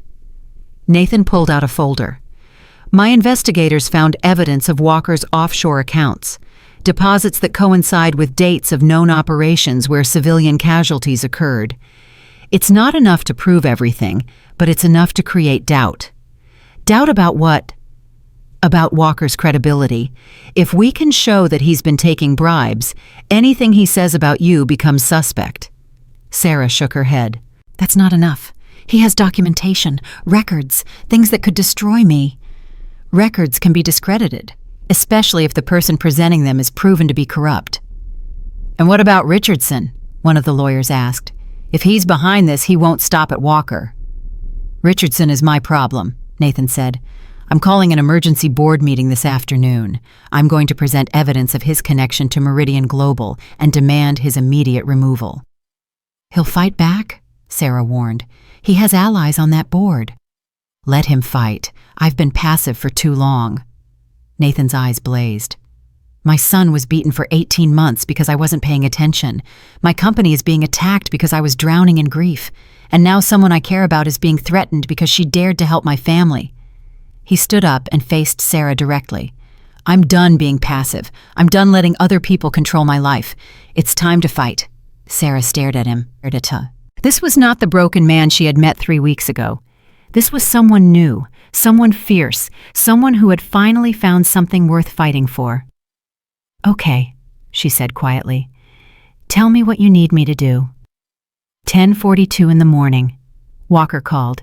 Sarah answered on the second ring, her hand steady despite the fear coursing through her. Have you made your decision? I have. And I'll testify, but I want assurances, in writing, that Mason and the Cole family will be left alone. Walker laughed. You're in no position to make demands. I'm in exactly that position. You need me, Walker. Without my testimony, you have nothing, just documents that could have been fabricated. But with me on the stand saying exactly what you want me to say, your case becomes bulletproof. Silence on the line. What kind of assurances? A signed agreement from you and whoever you're working for, guaranteeing the safety of the Cole family in exchange for my cooperation. That's not how this works. Then find another witness. Sarah's voice hardened. I've survived worse than you, Walker. I've walked through war zones. I've held dying children in my arms. You think your threats scare me? They don't. The only thing I care about is protecting the people I love. Give me that assurance, or find someone else to do your dirty work. More silence. Then, I'll need to make some calls. You have until 5 o'clock. After that, my offer expires. Sarah hung up. Nathan was watching her from across the room. That was risky, he said. I know, but it bought us time. Time for what? Sarah met his eyes. Time for you to take down Richardson. If he falls, Walker loses his protection. And without protection, he becomes desperate. Desperate people make mistakes. Nathan nodded slowly. You're good at this. I've had practice. In the army, in life. Sarah walked to the window. I've spent my whole adult years protecting people who couldn't protect themselves, children in war zones, refugees with nothing, and now a little boy in a mansion who just needed someone to see him. She turned back to Nathan. I didn't ask for this fight, but I'm not going to run from it either. Nathan crossed the room to stand beside her. Neither am I. They looked at each other, and something passed between them. Not romance, not yet, but understanding, partnership, trust. 1:15 in the afternoon. The board meeting was brutal. Nathan stood at the head of the table facing 12 faces that ranged from supportive to hostile. Richardson sat directly across from him, his expression smug. This is highly irregular, Richardson said, calling an emergency meeting without proper notice. What's so urgent that it couldn't wait until next week? Nathan placed a thick folder on the table. This. He opened the folder and began distributing documents. What you're looking at is evidence of financial connections between Meridian Global and several members of this board, specifically payments made to board members in exchange for favorable decisions regarding company contracts. Richardson's face went pale. This is absurd. Where did you get this? Does it matter? What matters is what it shows. Nathan pointed to a specific page. 3 years ago, Cole Industries awarded a $50 million contract to Meridian Global for security services. That decision was made by a board committee chaired by Richard Richardson. 1 week after the contract was signed, Richardson received a $2 million deposit into an offshore account. Murmurs erupted around the table. This is slander, Richardson spat. These documents are fabricated. Then you won't mind if we have them independently verified. Nathan turned to the other board members. I'm calling for an immediate investigation into Mr. Richardson's financial dealings with Meridian Global. And I'm calling for his suspension from the board pending the results of that investigation. You can't do this, Richardson shouted. I've been on this board for 15 years. I've contributed more to this company than you can imagine. Contributed? Nathan's voice dropped to ice. You've been stealing from this company, manipulating decisions, and when I started asking questions, you tried to destroy my family. I don't know what you're talking about. Your son Tyler, the boy who's been beating my son for 18 months, that wasn't a coincidence, was it? You knew Mason was vulnerable. You used your own child to torment mine as leverage. Richardson's face contorted with rage. You have no proof of that. I have Tyler's text messages, sent from a phone registered to your home, messages bragging about hurting the rich kid and making his daddy pay. Nathan threw printed screenshots onto the table. Your son didn't come up with this on his own. He was coached, encouraged, by a father who wanted to keep me distracted while he looted my company. The room went silent. Richardson looked around the table, searching for allies. He found none. All in favor of suspending Richard Richardson pending investigation, Nathan asked. Hands went up. 1, 2, 5, 8, 10. A clear majority. Motion carries, the senior board member announced. Mr. Richardson, please surrender your board credentials and leave the building. Security will escort you.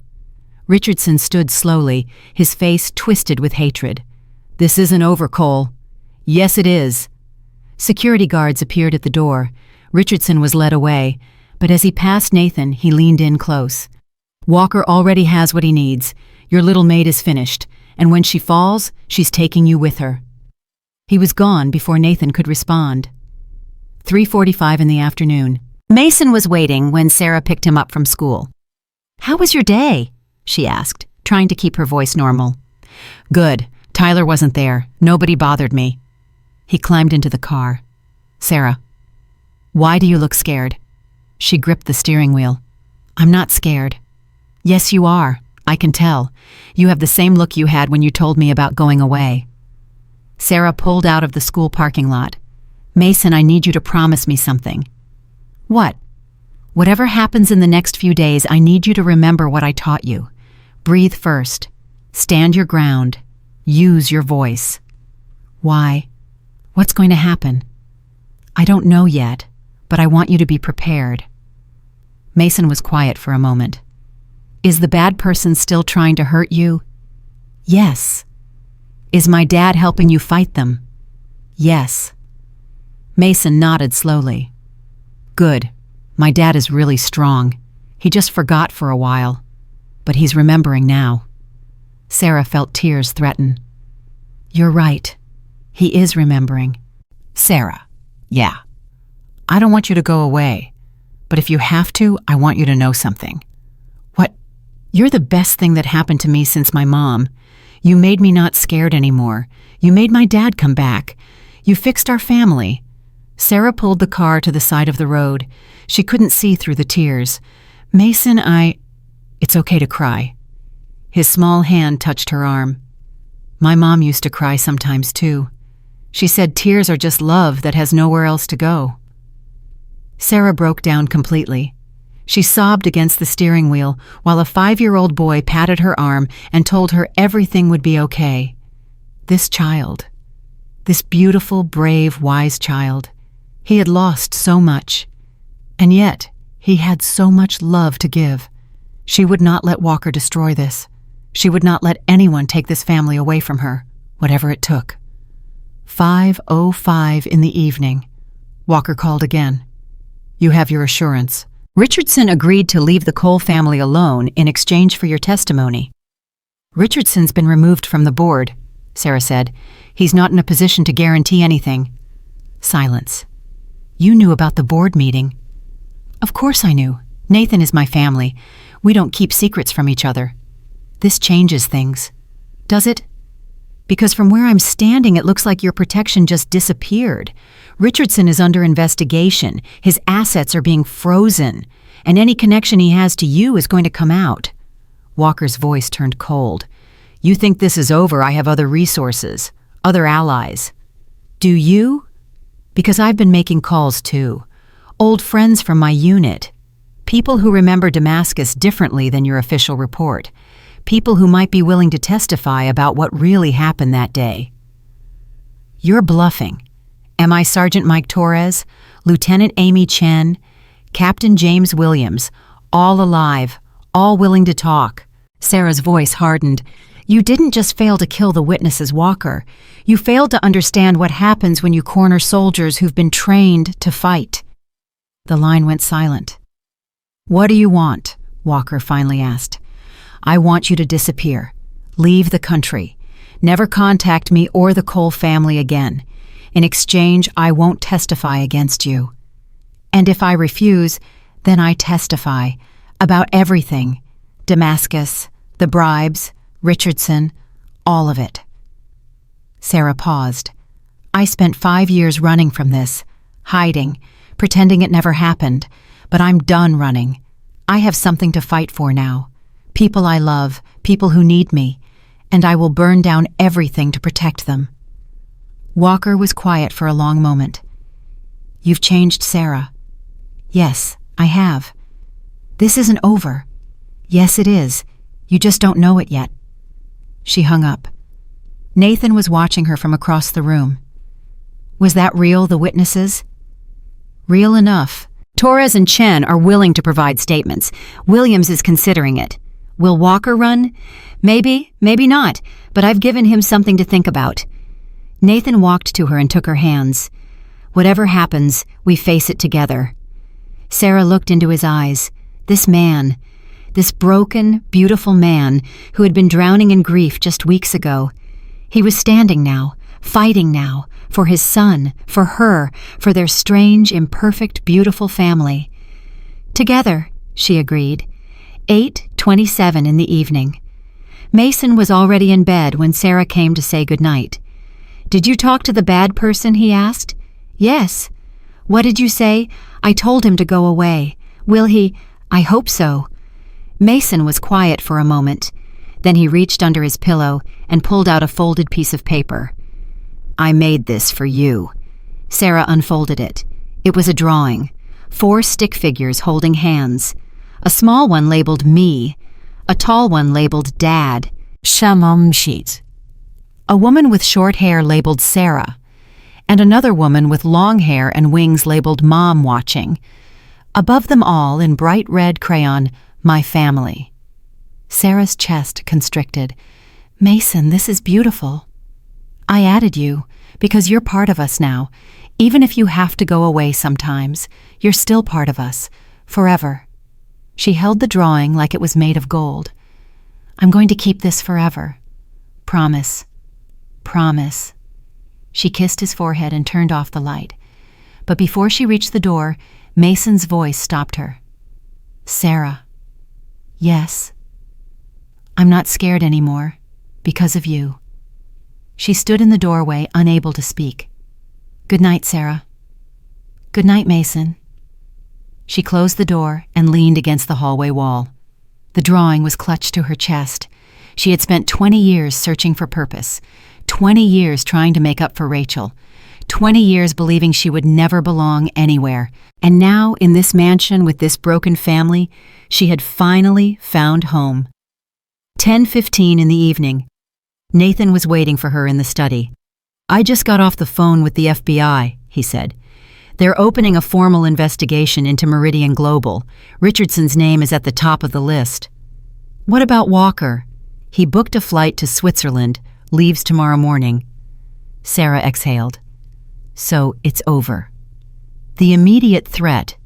Yes, but Richardson has money, resources. Even from prison he could make trouble. I know, but we'll deal with that when it comes. Nathan walked to the window and looked out at the night sky. I've been thinking about Emily today. Sarah said nothing. She would have liked you. She had this ability to see people really see them the way you do. He turned. She would have been grateful that you found Mason, that you helped him when I couldn't. You're helping him now. Because you showed me how. Nathan crossed the room. I was dead, Sarah, walking around in a body going through motions but dead inside. And then you came along and started bringing everything back to life. I didn't do anything special. You did everything special. He stopped in front of her. You saw my son. You taught him to be brave. You forced me to wake up. You gave us both a reason to hope again. Sarah looked up at him. What are you saying, Nathan? I'm saying that I don't want you to leave. Not now. Not ever. He took her hands. I'm not asking for romance. I'm not asking for anything you're not ready to give. I'm just asking you to stay, to be part of this family, to help us figure out what comes next. Sarah felt something crack open in her chest. All her life, she had been the one who helped others, the one who saved people, the one who kept moving so she never had to feel. But here was a man asking her to stop, to stay, to be loved. I don't know how to do this, she whispered. I don't know how to belong somewhere. Neither do I, but we can learn together. She looked at their joined hands. 2 broken people, one grieving a wife he loved, one running from a past she couldn't escape. but together somehow they made sense. "Okay," she said. "I'll stay." Nathan pulled her into a hug. Not romantic, not yet, but full of promise. 11:52 at night. The house was quiet. Sarah stood in the hallway outside Mason's room, the drawing still in her hand. Through the door, she could hear his soft breathing. Peaceful. Safe. She thought about Rachel, her sister, the one she couldn't save. "I did it, Rachel," she thought. "I finally saved someone. Not just Mason, Nathan too. And maybe, just maybe, herself." She folded the drawing carefully and placed it in her pocket. Tomorrow would bring new challenges. Richardson's trial, Walker's escape, the long process of healing. But tonight, in this moment, there was peace. Sarah walked down the hallway toward her room. She paused at Nathan's door, which was slightly open. Through the gap, she could see him sitting on the edge of his bed, holding a photograph of Emily. He was crying, but for the first time, they looked like tears of release rather than destruction. Healing tears. Sarah continued to her room. She lay down on her bed and stared at the ceiling. For 20 years she had been running. Tonight she stopped. This was home. This was family. This was where she belonged. And nothing, not Walker, not Richardson, not the ghosts of the past, would take that away from her. Sarah closed her eyes and slept. For the first time in years, she did not dream of Damascus. She dreamed of a little boy with brave eyes, a broken man learning to love again, and a future that finally seemed possible. 6:14 in the morning, 2 weeks later. The call came while Nathan was making breakfast. He had started doing this recently, cooking for Mason before school, scrambled eggs, toast, orange juice in the special cup Emily had bought years ago, small acts that felt like giant steps. His phone buzzed. FBI Special Agent Morrison. "Mr. Cole, I wanted you to hear this from me first. Richard Richardson was arrested this morning at his home. Federal charges. Money laundering, bribery, conspiracy to obstruct justice." Nathan set down the spatula. "What about Walker?" "Swiss authorities detained him at our request. He's being extradited. Should be back on U.S. soil within 72 hours. And the Damascus investigation. Moving forward, Miss Mitchell's testimony combined with the evidence from Torres and Chen has opened up a much larger case. Meridian Global is finished." Nathan exhaled slowly. "Thank you, Agent Morrison." "Thank you, Mr. Cole. Without your resources and your willingness to fight, none of this would have been possible." The line went dead. Nathan stood in the kitchen, the weight of 2 weeks of tension finally lifting from his shoulders. It was over. Richardson was done. Walker was caught. His family was safe. "Dad?" He turned. Mason stood in the doorway, still in his pajamas, his hair sticking up in 12 different directions. "Morning, buddy." "Who was on the phone?" Nathan knelt down so they were eye level. "Remember the bad people Sarah told you about, the ones who were trying to hurt us?" Mason nodded solemnly. "They got caught. The police arrested them." Mason's eyes widened. "All of them. All of them." A smile broke across the boy's face, brighter than any sunrise Nathan had ever seen. "Does that mean Sarah doesn't have to go away?" "That's exactly what it means." Mason launched himself into his father's arms. Nathan held him tight, breathing in the smell of his son's shampoo, feeling the warmth of his small body. This was what mattered. This was worth fighting for. "Dad?" "Yeah, buddy." "Can we tell Sarah together?" Nathan smiled. "I think she'd like that." 7:22 in the morning. Sarah was in the training room when they found her. She had kept up her routine despite everything.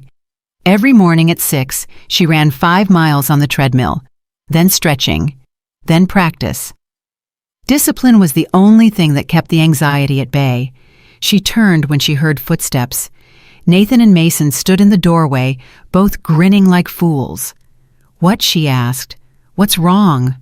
"Nothing's wrong," Nathan said. "Everything is finally right." He told her about the call, Richardson's arrest, Walker's extradition, the end of the threat that had been hanging over them. Sarah's legs gave out. She sat down hard on the mat, her hands covering her face. "Sarah," Mason ran to her. "Are you okay? Why are you crying?" She looked up at him through her tears. "These are happy tears, sweetheart." Sometimes when something really good happens, it makes you cry. Like when my mom used to cry when I gave her drawings. Exactly like that. Mason threw his arms around her neck. "I told you, good people always find a way. My mom was right." Sarah held him tight, her tears soaking into his pajamas.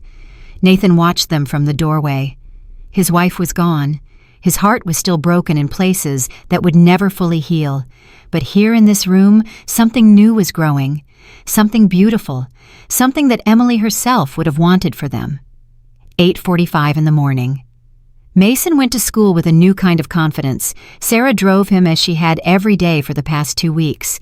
But today felt different, lighter, like the air itself had changed.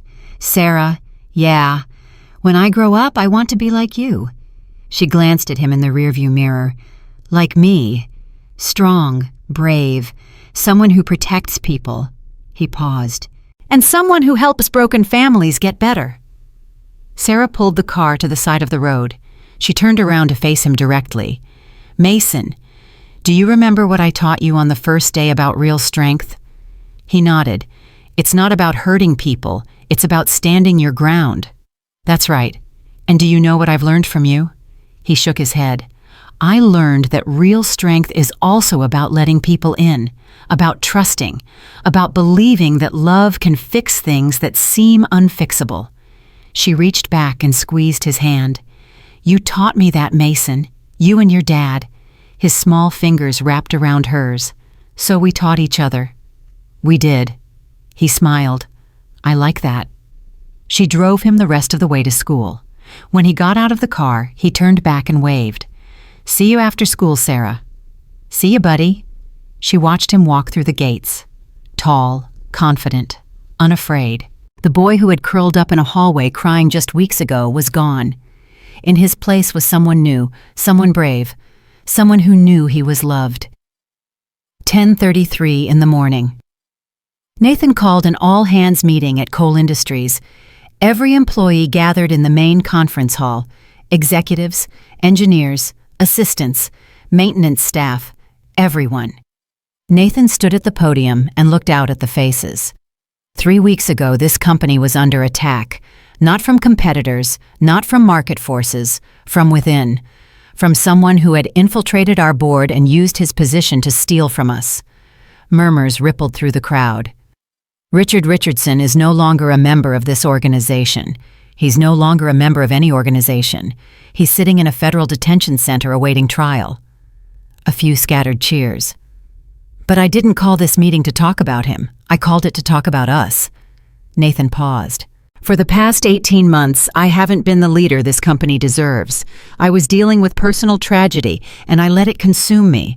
I became absent, distracted, and I left you all to carry burdens that should have been mine." Silence. "I'm not going to apologize because words aren't enough. Instead, I'm going to show you.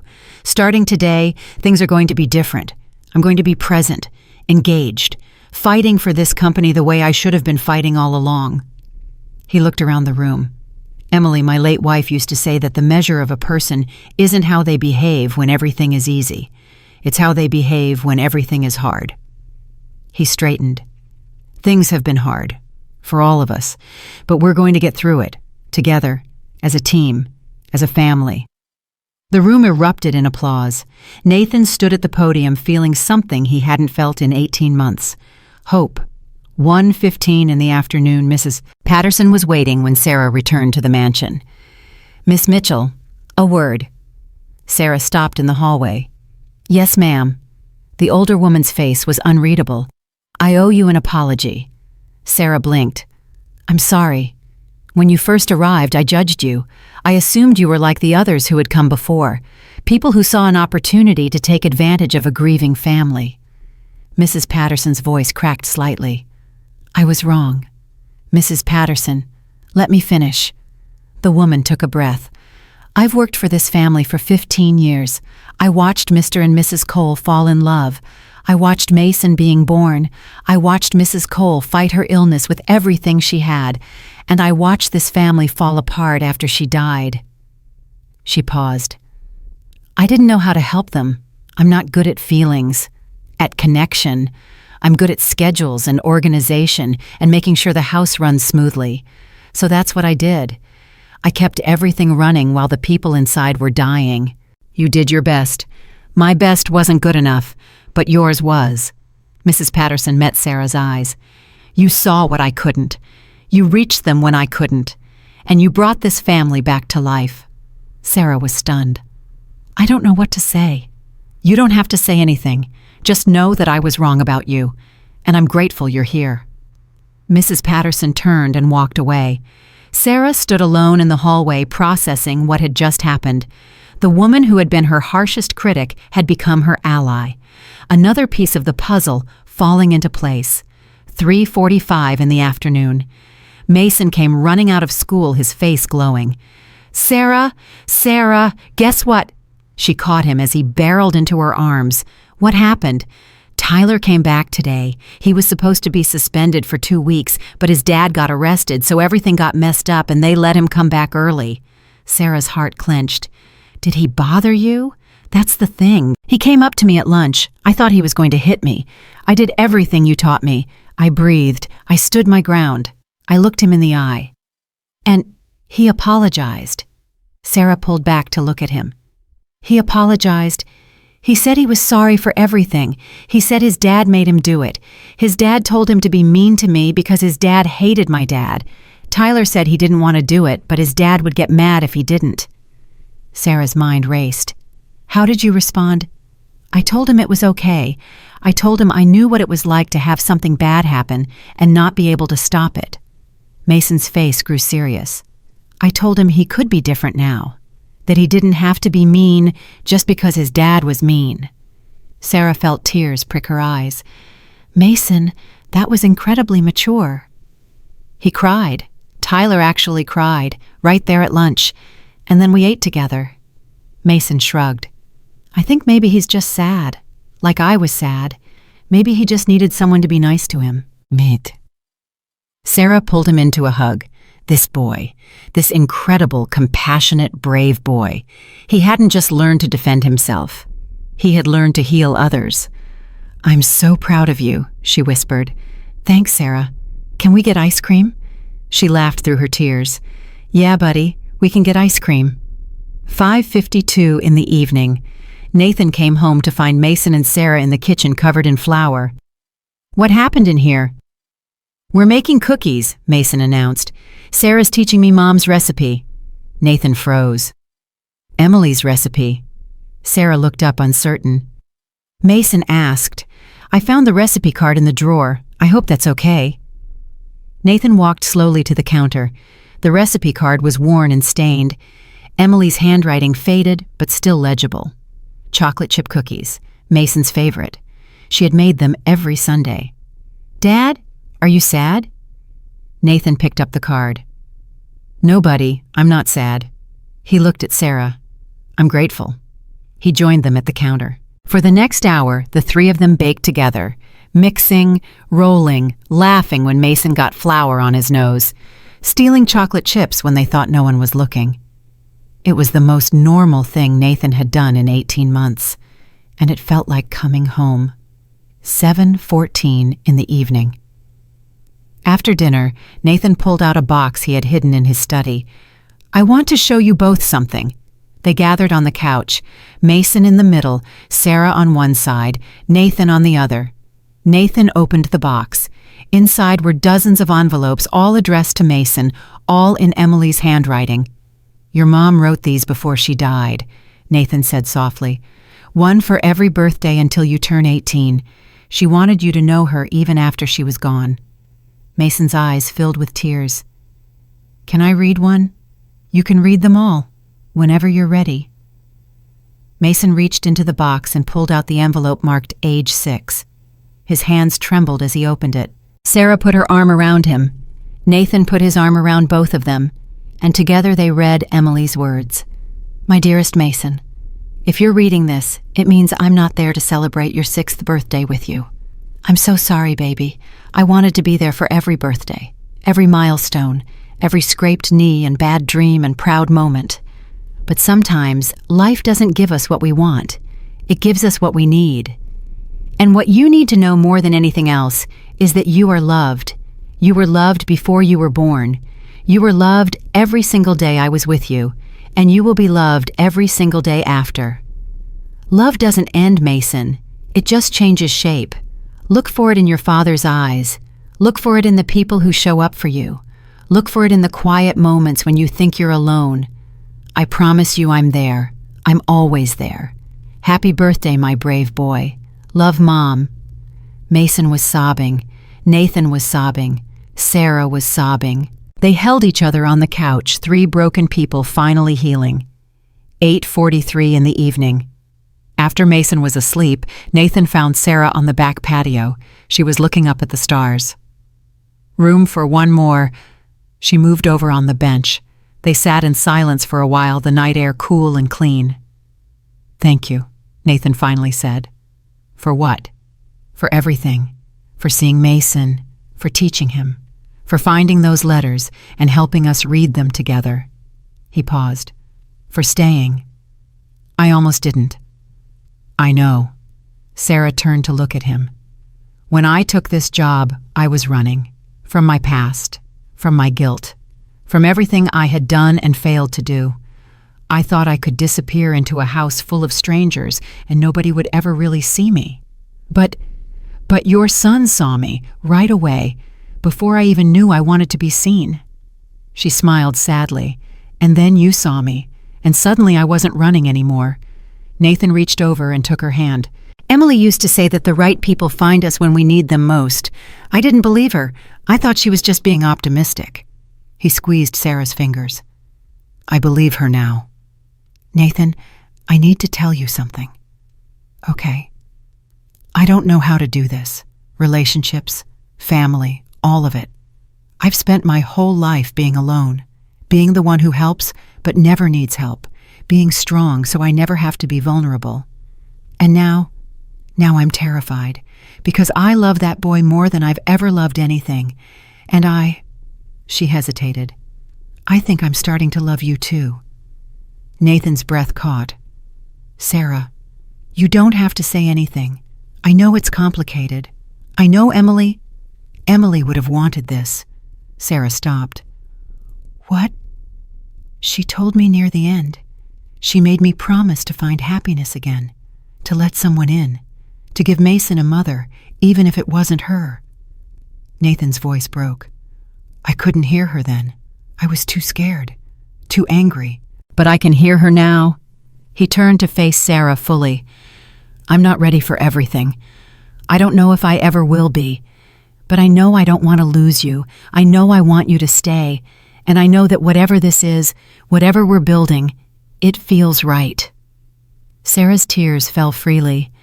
"I don't want to replace her." "You're not replacing her. You're adding to her, to everything she built, to the love she left behind." Nathan cupped her face in his hands. "Emily started this family. You're helping us continue it. That's not replacement. That's legacy." Sarah leaned into his touch. "Okay," she whispered. Okay, I'll stay. I'll try. I'll let myself be loved." She laughed through her tears. "I'll probably mess it up 100 times. That's fine. We'll mess it up together." They sat on the bench, hands intertwined, watching the stars.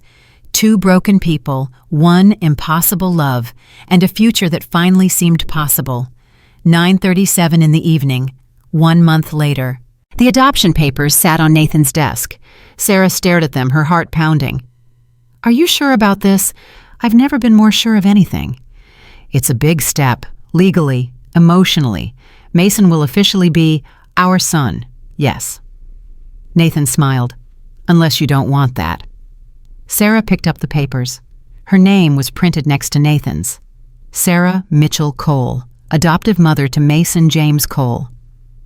"I never thought I'd have this," she whispered. "A family, a home, a child who calls me Mom." He's been calling you that in his head for weeks. He asked me if it was okay. Sarah's eyes widened. He did. He said he has 2 moms now, one in heaven and one here.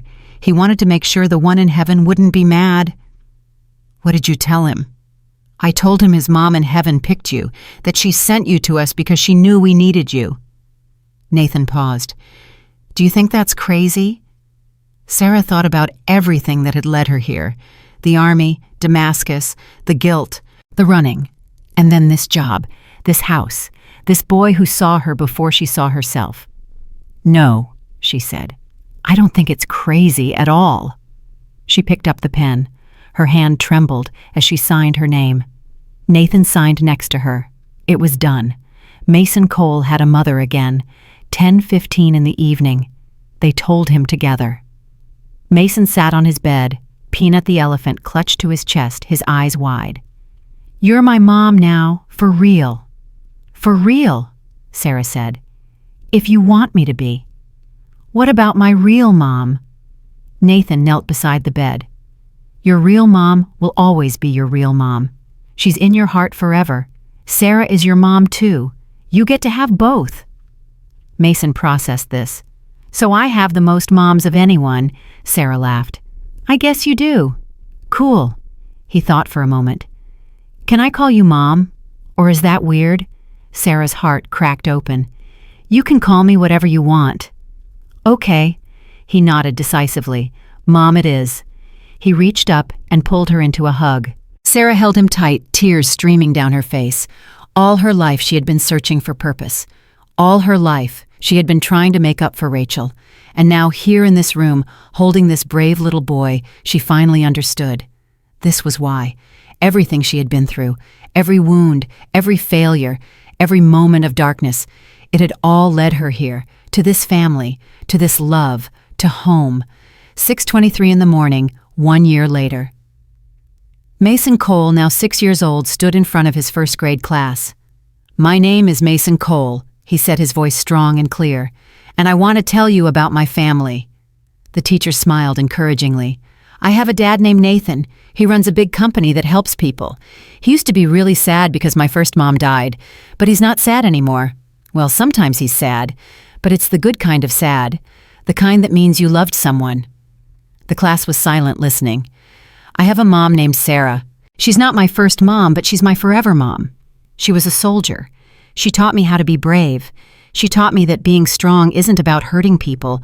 It's about standing up for yourself and the people you love. Mason paused, looking at the drawing in his hands. And I have a mom in heaven named Emily. She watches over us every day. She sent Sarah to us because she knew we needed help. She writes me letters every birthday. She tells me she's proud of me. He held up the drawing. 4 figures holding hands. A boy, a man, a woman with short hair, and another woman with wings floating above them all. This is my family, Mason said. It's not like other families, but my mom Sarah says that families come in all shapes and sizes. What matters is that you love each other, and we love each other a lot. The class applauded. The teacher wiped her eyes, and in the back of the room, watching through the window, stood Nathan and Sarah. They were holding hands. They were crying. And they were smiling. 7:45 in the evening.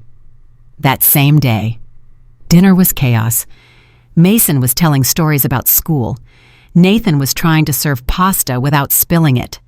Sarah was laughing at both of them while secretly feeding scraps to the dog they had adopted 3 months ago. A rescue mutt named Lucky, because that's what they all were. Lucky. Mom, can Tyler come over this weekend? Sarah and Nathan exchanged glances. Tyler Richardson, once Mason's tormentor, had become his closest friend. After his father's arrest and his mother's subsequent breakdown, Tyler had been placed with his grandmother. He was in therapy. He was healing. And somehow, impossibly, Mason had become his anchor. Of course he can, Sarah said. Thanks, Mom. Mason grinned. He's really good at video games, way better than Dad. Hey, Nathan protested. It's true. You're terrible. I'm not terrible. I'm strategically challenged. Sarah burst out laughing. This messy, imperfect, beautiful life, this was everything she never knew she wanted. 9:12 in the evening. After Mason was asleep, Nathan and Sarah stood in the hallway outside his room. "Can you believe it's been a year?" Nathan asked. "No, and yes, it feels like forever, and no time at all." They looked through the crack in the door. Mason was sleeping peacefully, Peanut tucked under one arm, Lucky curled at his feet. "He's going to be okay," Nathan said. "He's going to be more than okay. He's going to be incredible." Nathan turned to Sarah. "So are you. So are we." He kissed her softly. They had gotten married 6 months ago, a small ceremony, just family. Mason had been the ring bearer. Mrs. Patterson had cried. It wasn't the life Nathan had planned. It wasn't the life Sarah had imagined, but it was the life they had built together, and it was beautiful. 10:45 in the evening. Sarah stood alone in the backyard looking up at the stars. She did this sometimes. When the house was quiet and everyone was asleep, she came out here and talked to the people she had lost. Rachel, the soldiers from her unit, the children she couldn't save, and Emily. "Thank you," she whispered to the sky, "for trusting me with them, for sending me here, for letting me be part of your family." A shooting star streaked across the darkness. Sarah smiled. She didn't believe in signs, but maybe, just maybe she was starting to. She went back inside. Nathan was waiting at the door. "Everything okay?" "Everything is perfect." They walked upstairs together. They checked on Mason one more time. They went to bed. And as Sarah lay in the darkness, Nathan's arm around her, she thought about everything that had brought her to this moment. A broken boy who needed someone to see him, a grieving father who needed someone to wake him up, a woman running from her past who needed somewhere to belong. 3 broken people who found each other, who healed each other, who built a family from the ashes of everything they had lost. Sarah closed her eyes. She was not running anymore. She was home. 6:14 in the morning, 5 years later. Mason Cole, 10 years old, stood at the podium of the school auditorium. He was receiving an award, the Pemberton Academy Courage Award, given to the student who best exemplified bravery, compassion, and leadership. "I want to thank my family," Mason said, his voice steady and strong. "My dad, who taught me that it's never too late to start again. My mom, Sarah, who taught me that real strength is standing up for what's right. And my mom, Emily, who taught me that love never dies. It just changes shape." He looked out at the audience. Nathan was in the front row crying openly. Sarah was beside him holding his hand. And on Sarah's other side, barely visible, was a shimmer of light. A presence that might have been imagination, or might have been something more. "When I was 5, Mason continued, "I was scared of everything. I got bullied. I felt invisible. I thought nobody loved me." He paused. "But then someone showed up. Someone who saw me when nobody else did. Someone who taught me that I was worth protecting, that I was worth fighting for, that I was worth loving." His eyes found Sarah's. "She taught me that families aren't just made of blood. They're made of choice, of showing up, of staying when it would be easier to leave." The auditorium was silent. So to anyone out there who feels invisible, who feels scared, who feels like nobody cares, Mason stood tall. "I want you to know that somebody sees you. Somebody will show up for you. You just have to hold on long enough to let them find you." The auditorium erupted in applause. Mason walked off the stage and straight into Sarah's arms. "I'm so proud of you," she whispered. "Thanks, Mom." He said it easily, naturally, like he had been saying it his whole life, because in every way that mattered he had. Sarah held her son, Nathan held them both, and somewhere watching over them all, Emily Cole smiled. Her family was whole again, her boy was safe, her love had found a way. The story that had begun with a beaten child crying in an empty hallway ended with a family built on courage, forged in pain, and held together by a love that refused to die. Mason Cole was no longer invisible. Nathan Cole was no longer drowning in grief. Sarah Mitchell Cole was no longer running from her past. They had found each other, they had saved each other, and they would love each other for the rest of their lives. Because that is what real families do. They show up, they stay, and they never ever let go.